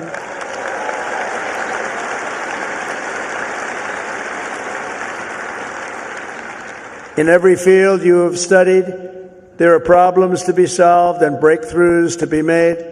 To the journalism majors, of which I've had a lot of problems with. I must be honest. I'm not sure I like them. No, I do. But you're really leading a very thing, because we need a great and free press. We need a brilliant press. They're like a watchkeeper. They're very important, and you can go out and take it down a new track, help save the country. So important. Your task is so important, and it's to build a media that Americans can trust. And remember, the people of this country, they know the truth when they hear it. That's why the ratings, the approval numbers of the media are so low. We need those ratings to be 100%. We have to be able to trust our media. I say you have to have that. You need strong borders, and you need really free, fair, clean elections. You need those things, but the media is a big part of it. In the world of health and medicine, there is an exciting new movement to get poisons out of our food supply, keep toxins out of our government.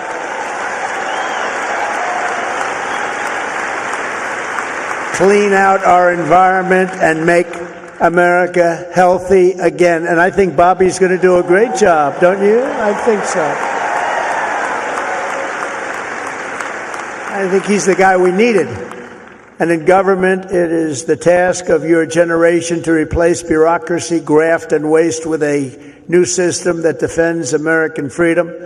These are big tasks before you, but the reward for your hard work will be the United States of America is stronger, prouder, better, and more unified than ever, ever, ever before. It's going to be.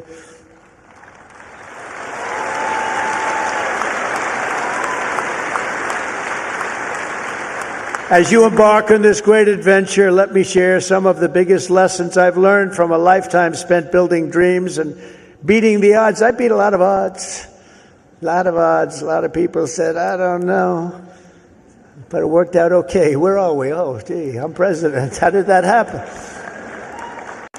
Now, you're going to be in the same position. But some of the would you like to hear some of the ideas, or should I just skip over that part, huh? That's going to be more interesting than all the other stuff, which was slightly political, right? I'm going to give it to you, though, just as I see it and as I've learned it, the hard way and the easy way. First, if you're here today and think that you're too young to do something great, let me tell you that you are wrong. You're not too young. You can have great success at a very young age. You're all very young.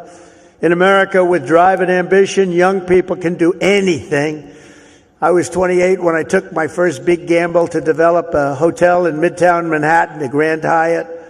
And it worked out incredibly well, but I was very young at the time. I was like a very young person in sort of an old person business. Steve Jobs was 21 when he founded Apple. Walt Disney was 21 when he founded Disney. James Madison, James Monroe, Alexander Hamilton, Thomas Jefferson. They were no older than 25 when they began the journeys that etched their names into the history books for all time. So to everyone here today, don't waste your youth. Go out and fight right from the beginning, from the day you leave this incredible university. Go out and fight tough, fight fair, but go out and fight. You're going to be very successful, because now is the time to work harder than you have ever worked before. Push yourself further than you have ever pushed yourself before. Find your limits and then smash through everything. Go and smash through. You've watched that football team smash through. You're going to do the same thing. You're at the age when you have the time and vitality to do really incredible things. If you just give it your all. You'll look back, and a decade from now, you'll be astounded by what you've achieved. You'll remember this day. You'll remember when the guy named Trump was giving the commencement address, and he said I could do it, and guess what? I did. I think you're going to remember that very fondly. I hope so.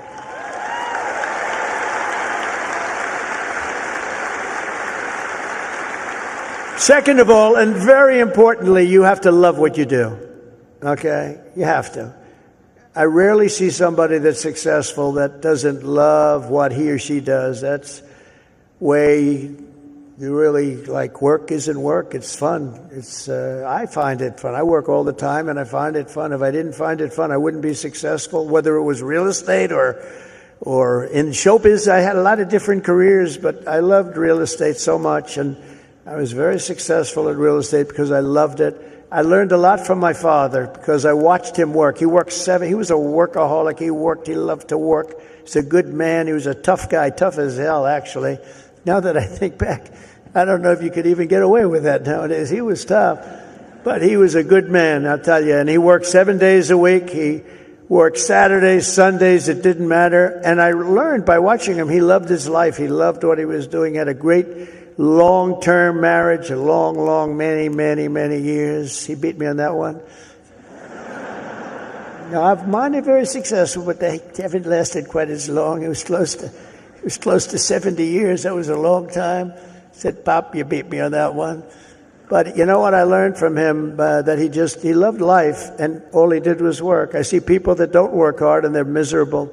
So go out and find. But he loved what he was doing, and you have to find something that you love, and you have to follow your own instincts. Listen to your parents. They're very wise, but you have to follow your instincts and your heart, your soul, and you want to be the very, very best you can be. Treat every day like a home game against Auburn. Fight like hell and enjoy doing it, and your coach can tell you all about that. Third thing is to think big. You know, you're going to do something, you might as well think big, because it's just as tough. You can think small. I know a lot of people, they thought small. They're very smart. I know others that weren't nearly as smart, but they had a better picture of the big picture, because it's just as hard to solve a small problem as a big problem, and it's just as much energy and everything else, except the result is going to be a smaller one. So love what you do, but think big if it's possible. Now, if it's not possible, that's okay too. You do something, you have to do something that you love. You will have all the same headaches and challenges, all the same delays and setbacks, so you might as well do something that's just amazing. America doesn't aim small. Alabama doesn't aim small, and neither do you. So think big when possible. Think big. Fourth is work hard. Work hard. Never, ever stop. An example is a great athlete, actually, Gary Player, golfer, great golfer. He wasn't as big as other men. He was actually on the small side. Don't tell him that. Friend of mine, don't tell him that, because he doesn't understand that. But he worked very, very hard. He made up for it. He never stopped. He won 168 golf tournaments. Think of that, 100. I said, Gary, you're winning like every weekend. Do you ever choke or anything? I don't know what choke means. And he made a statement years ago that I read, and I thought it was sort of an incredible statement. He said, it's funny, the harder I work, the luckier I get, right? Think of that. The harder I work, the luckier I get. So you really have to work hard, and you're going to be successful because you have the talent. To get into this school is not easy. To get through it is even more difficult. You have a lot of talent. Fifth is don't lose your momentum. You just want to keep it going, and you have to know if you are losing it, you have to know when you're losing it, so maybe you stop, and maybe it's time to stop. Listen to the feedback, think through your plan very carefully, and keep moving fast. The word momentum is very important. I mean, I'll just tell you a little story about a great real estate developer named William Levitt. He built Levittown. Some of you might live in a Levittown. He was the biggest developer in the whole country in the 1940s and so. And he built these jobs. He started with one house, then 2 houses, then 20 houses, then thousands and thousands of houses. And a company, Gulf and Western, came along and they said, we're going to make you an offer to buy your company.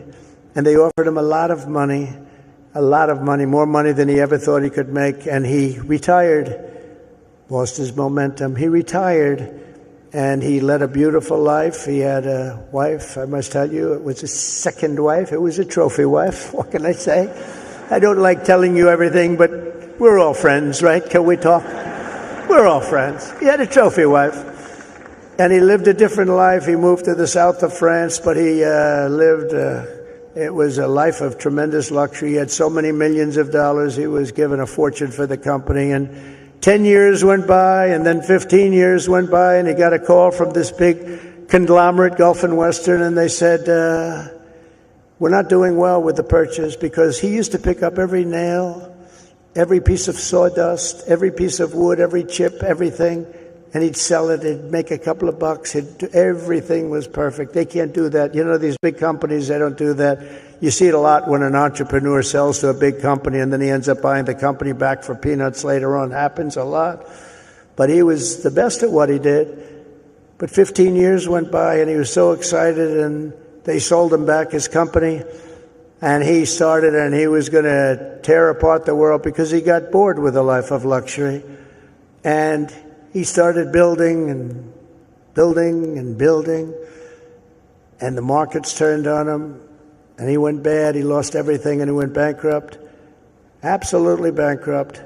And it was a sad story to read. It was such an amazing story because he was so rich, but he paid them, and he bought it for the right price, bought it low, but he went wild. But he lost his momentum. He wasn't good at it anymore. And he was at a party on Fifth Avenue, I'll never forget, and it was a party of a very, very powerful man who was having the party in a magnificent apartment overlooking the park. And I walked in, and there were 50 or so people. I recognized most of them, all the biggest business people in the world, actually. Very glamorous. I was doing well. I was young, and I was doing well. And I was invited to parties like that. And I looked in the corner, and there was Mr. William Levitt sitting all by himself on a chair, looking very glum. Nobody was talking to him, because you'll find that when you're not successful, you lose a lot of friends. It's not a good situation. But there was nobody talking to him, but I wanted to talk to him because I was in the real estate business and he was, and most of these people were in different businesses. And I went over and talked to him, and I said, "How are you, Mr. Levitt?" He goes, "Donald?" He knew who I was. "Not well. I'm not well." I said, "So can you come back?" He said, "No, son, I lost my momentum. I shouldn't have done it. I lost my momentum." And I never forgot that expression. He lost his momentum. If he would have kept going, instead of selling and relaxing and going into a different life, he probably would have been 3 times bigger than he was, but he lost his momentum. And you have to know when it's your time. I mean, there'll be a time when you do lose. You see it with fighters. You see it with a lot of people. They have a great record and they retire, and then 4 years later they say, "I'm going back. I can beat that guy," and they get knocked to hell. And it's not good. It's not good. So he lost his momentum. You have to know when your momentum time is up. I call it momentum time. But follow your momentum. It's a very important word. You don't hear it from too many, but I've seen it. I've seen it a lot. Number 6, if you want to change the world, you have to have the courage to be an outsider. In other words, you have to take certain risks and do things a little bit differently. Otherwise, if that weren't the case, everybody would be successful. It doesn't work that way. Progress never comes from those satisfied with the failures of a broken system. It comes from those who want to fix the broken system. And you'll make the bigger money, you'll make the more success by acting that way. The other way may be more secure, but if you want to go to the top, you're just never going to do it unless you break the system. Change is never easy, and the closer you get to success, the more ferociously those with a vested interest in the past will resist you. They want to resist. So I just say, trust me on that, because I know you really do. You have to break the system a little bit and follow your own instincts. But if your vision is right, nothing will hold you down. Nothing. You have to have the right vision.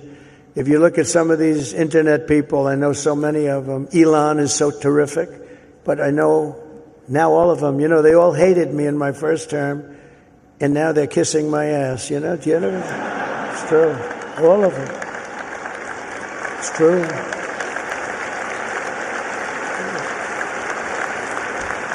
It's amazing. It's nicer this way. Now, in the first, they didn't know what happened because I won an election that, there was never a businessman that won a presidential election. Out of 100%, 8% were generals and 92% were politicians. Not even admirals, not even just generals. There were 8 generals, General Washington, General Grant, General Eisenhower. But 8% were generals and 92% were politicians. And when I ran, everyone said, "Well, he can't win. He's a businessman. That's not going to work." And, but you have a natural instinct for things. I guess I had a natural instinct. I said to somebody, was I a better businessman or a politician? And they said, well, there are a lot of guys that made a lot of money, but there's only one guy that became president that was a businessman. So I guess you're a better politician, but I don't think of myself as a politician. I think of myself as a businessman, and I'm proud of that. And I've applied business instinct, and that's why I think you're seeing us doing so well.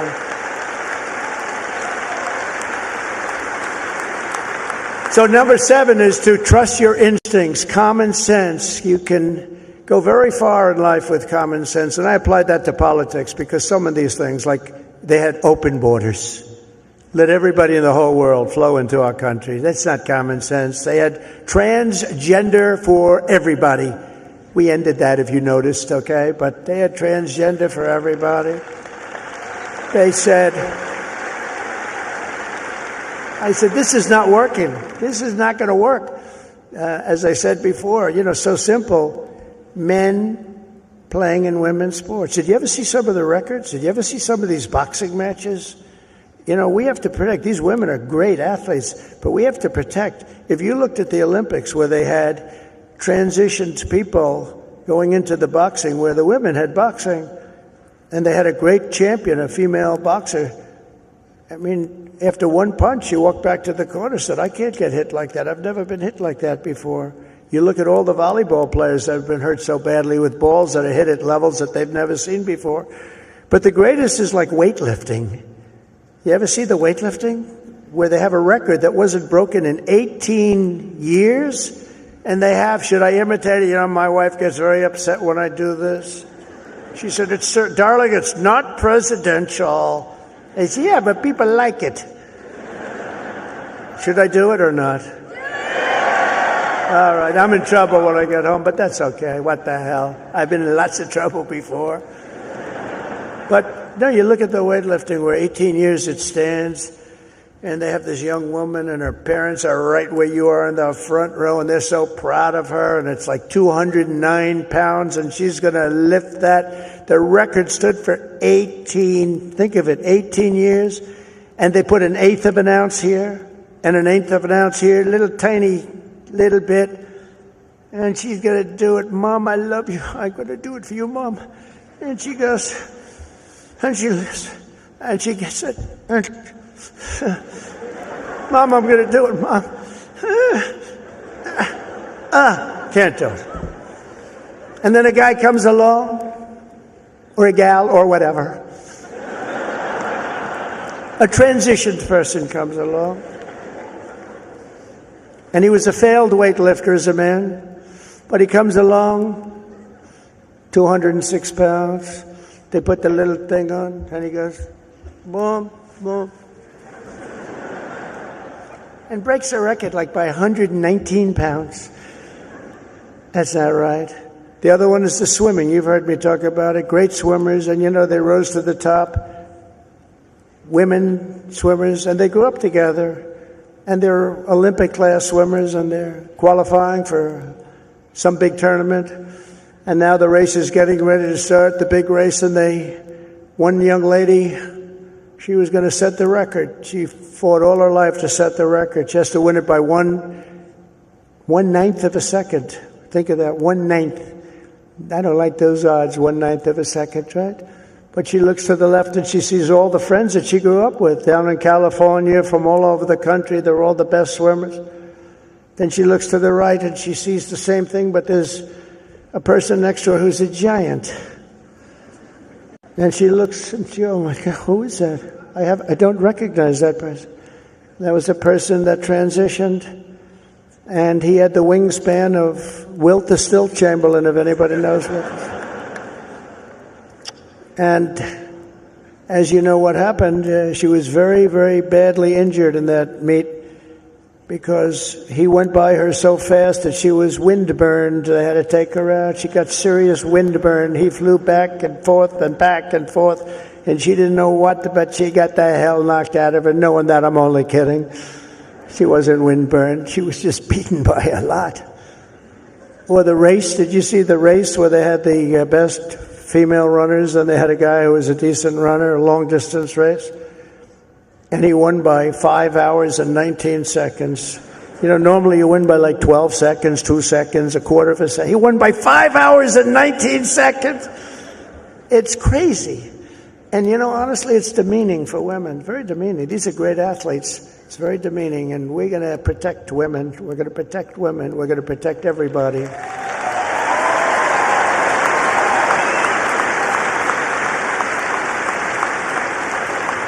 So now that I'm in trouble with my wife, I'm going to blame the University of Alabama for asking me to go through with that stuff. But it's pretty descriptive, isn't it, really? It helps when you know that borders are not racist, speech is not violence, America is good, terrorists are bad, men can never become women, police are not criminals, and criminals are not victims. Eighth, everybody should believe. Thank you. Thank you very much. Everybody should believe in the American dream. It's real, it's there, and it's right before you. We're coming back to the American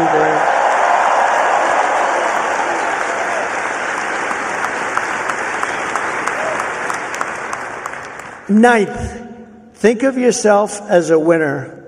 The power of positive thinking. Dr. Norman Vincent Peale, from many years ago, wrote a book, The Power of Positive Thinking, and there is a lot to it, the power of positive thinking. Don't consider yourself a victim. Consider yourself a winner. In recent years, too many of our young people have really been taught to think of themselves as victims and blame people and be angry. Don't be angry. But in America, we reject that idea that anyone is born a victim. Our heroes are the ones who take charge of their own destiny, make their own luck, and determine their own fate despite the odds, despite all odds. That's what happens. They're given a little chance in many cases, very little chance of success, and they become the most successful people in the world. Whether you were born rich or poor, black or white, male or female in America, anyone can be a winner. And our whole country will be cheering you on, and I'll be at the front of the line cheering you on, especially because you come from this incredible university.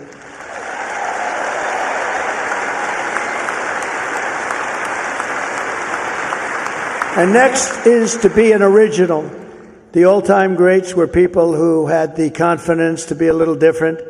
Teddy Roosevelt, Douglas MacArthur, George Patton, Amelia Earhart, Annie Oakley, Muhammad Ali, and so many others, far too many to name, lived their lives with pride, personality, and flair. God only created one of you. Remember that. God created one of you. You're all different. Some are close, but nobody is the same. You're one of a kind. So don't try to be someone else. Just be yourself. And finally, and most importantly, never, ever give up. Never give up.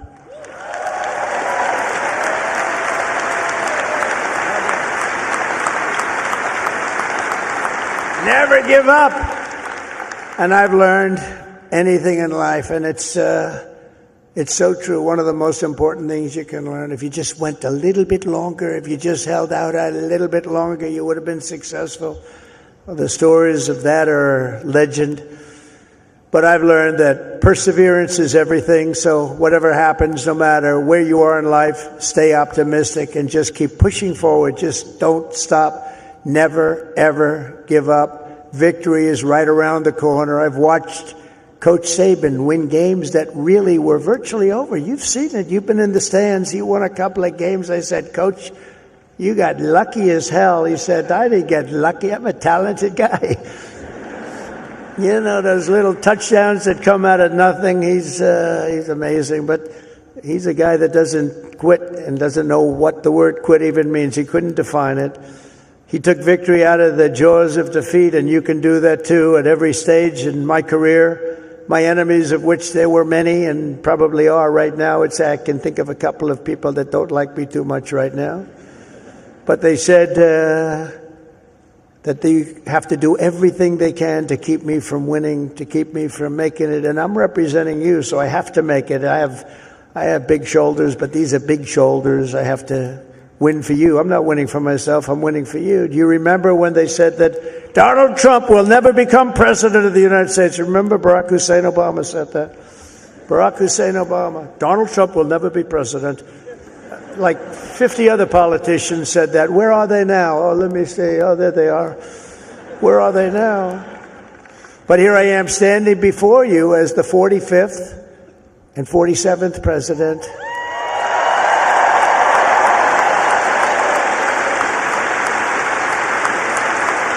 You heard that a lot. But against all odds, I did great in 2016. 2016, how great was that? And then I did much better in 2020. Sorry, the election was rigged. But it was a rigged election. And then in 2024, I made it too big to rig. I said, we got to do this again. We got to do this again. And we made it too big to rig. We made it. That was a great expression. I said, you got to go and vote. Even though I was leading big in the polls, I said, it doesn't matter. You got to make it too big to rig. And they did. They went out and they voted and voted and voted. And we won the whole thing. And it was so good. And it's such a great mandate for our country. That's the important thing. So never let anyone tell you that something is impossible. Ever, ever, ever.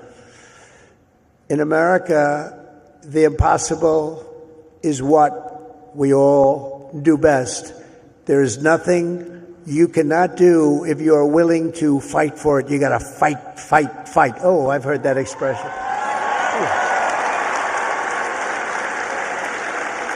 Funny. That's not here. That's not here on the actually, most of what I've said tonight is not on the teleprompter. That's all right. Isn't it nice to have a president that doesn't need a teleprompter and can sort of have a little fun? Because I feel that this is home. You know, it's been such a great state for me. I feel it's home. When they said Alabama, I said, that has a good ring to me. But it's something nice about somebody that doesn't need a teleprompter, isn't there? Huh? But for the past 4 years, you've lived in a state known for its fighters, its champions, and its warriors, and you've lived in the great state of Alabama, one of the greatest of them all, from Huntsville to Birmingham, from Montgomery to Mobile, and from right here in Tuscaloosa.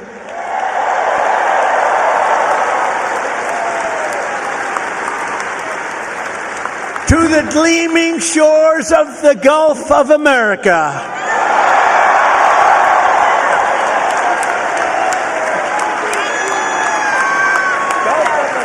That's a nice thing. Everybody loves it. I wouldn't say Mexico's thrilled, but you can't have them all. They're not thrilled.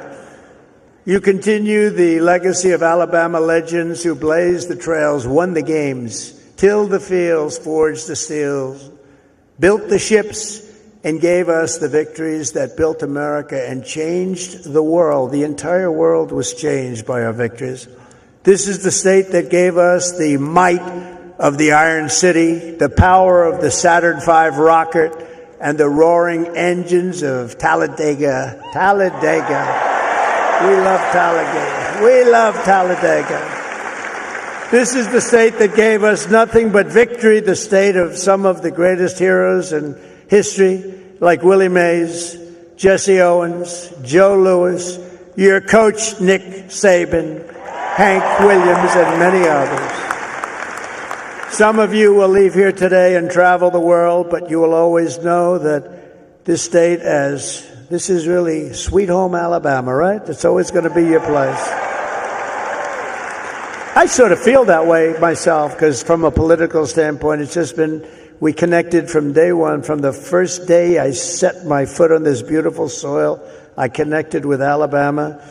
And here in Alabama, we believe that the men and women who built this country are heroes, and that America's destiny is to be the single greatest nation on the face of the earth. And we're bringing it back at a speed that nobody thought was possible. We believe in freedom and family, God and country. We cherish our Constitution. We revere our Bible. And we salute our great American flag.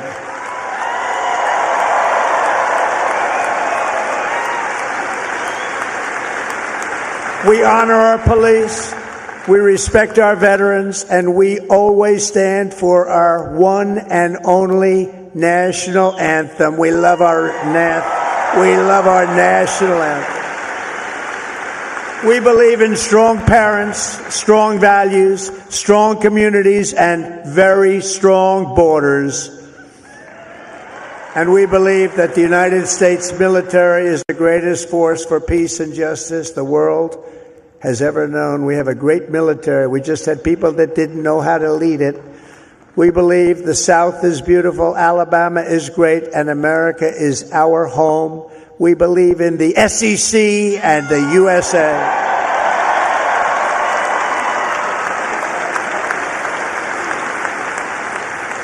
Graduates of the Alabama class of 2025 standing here before you in this magnificent arena, it is clear to see the next chapter of the American story will not be written by the Harvard Crimson. It will be written by you, the Crimson Tide.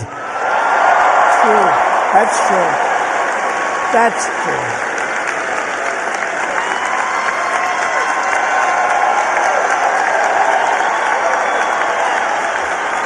That's true. I thought that was rather clever. If you look at what's going on, they get their $5 billion a year. That is not going to be so forthcoming. Now, wasn't that a clever one, though? Huh? Who would think of that? Because this is Alabama, and at Alabama, you fight, and you win. That's what you know how to do. Congratulations to you all. Congratulations to this great class of champions. God bless you, and God bless America. Thank you all very much. Thank you.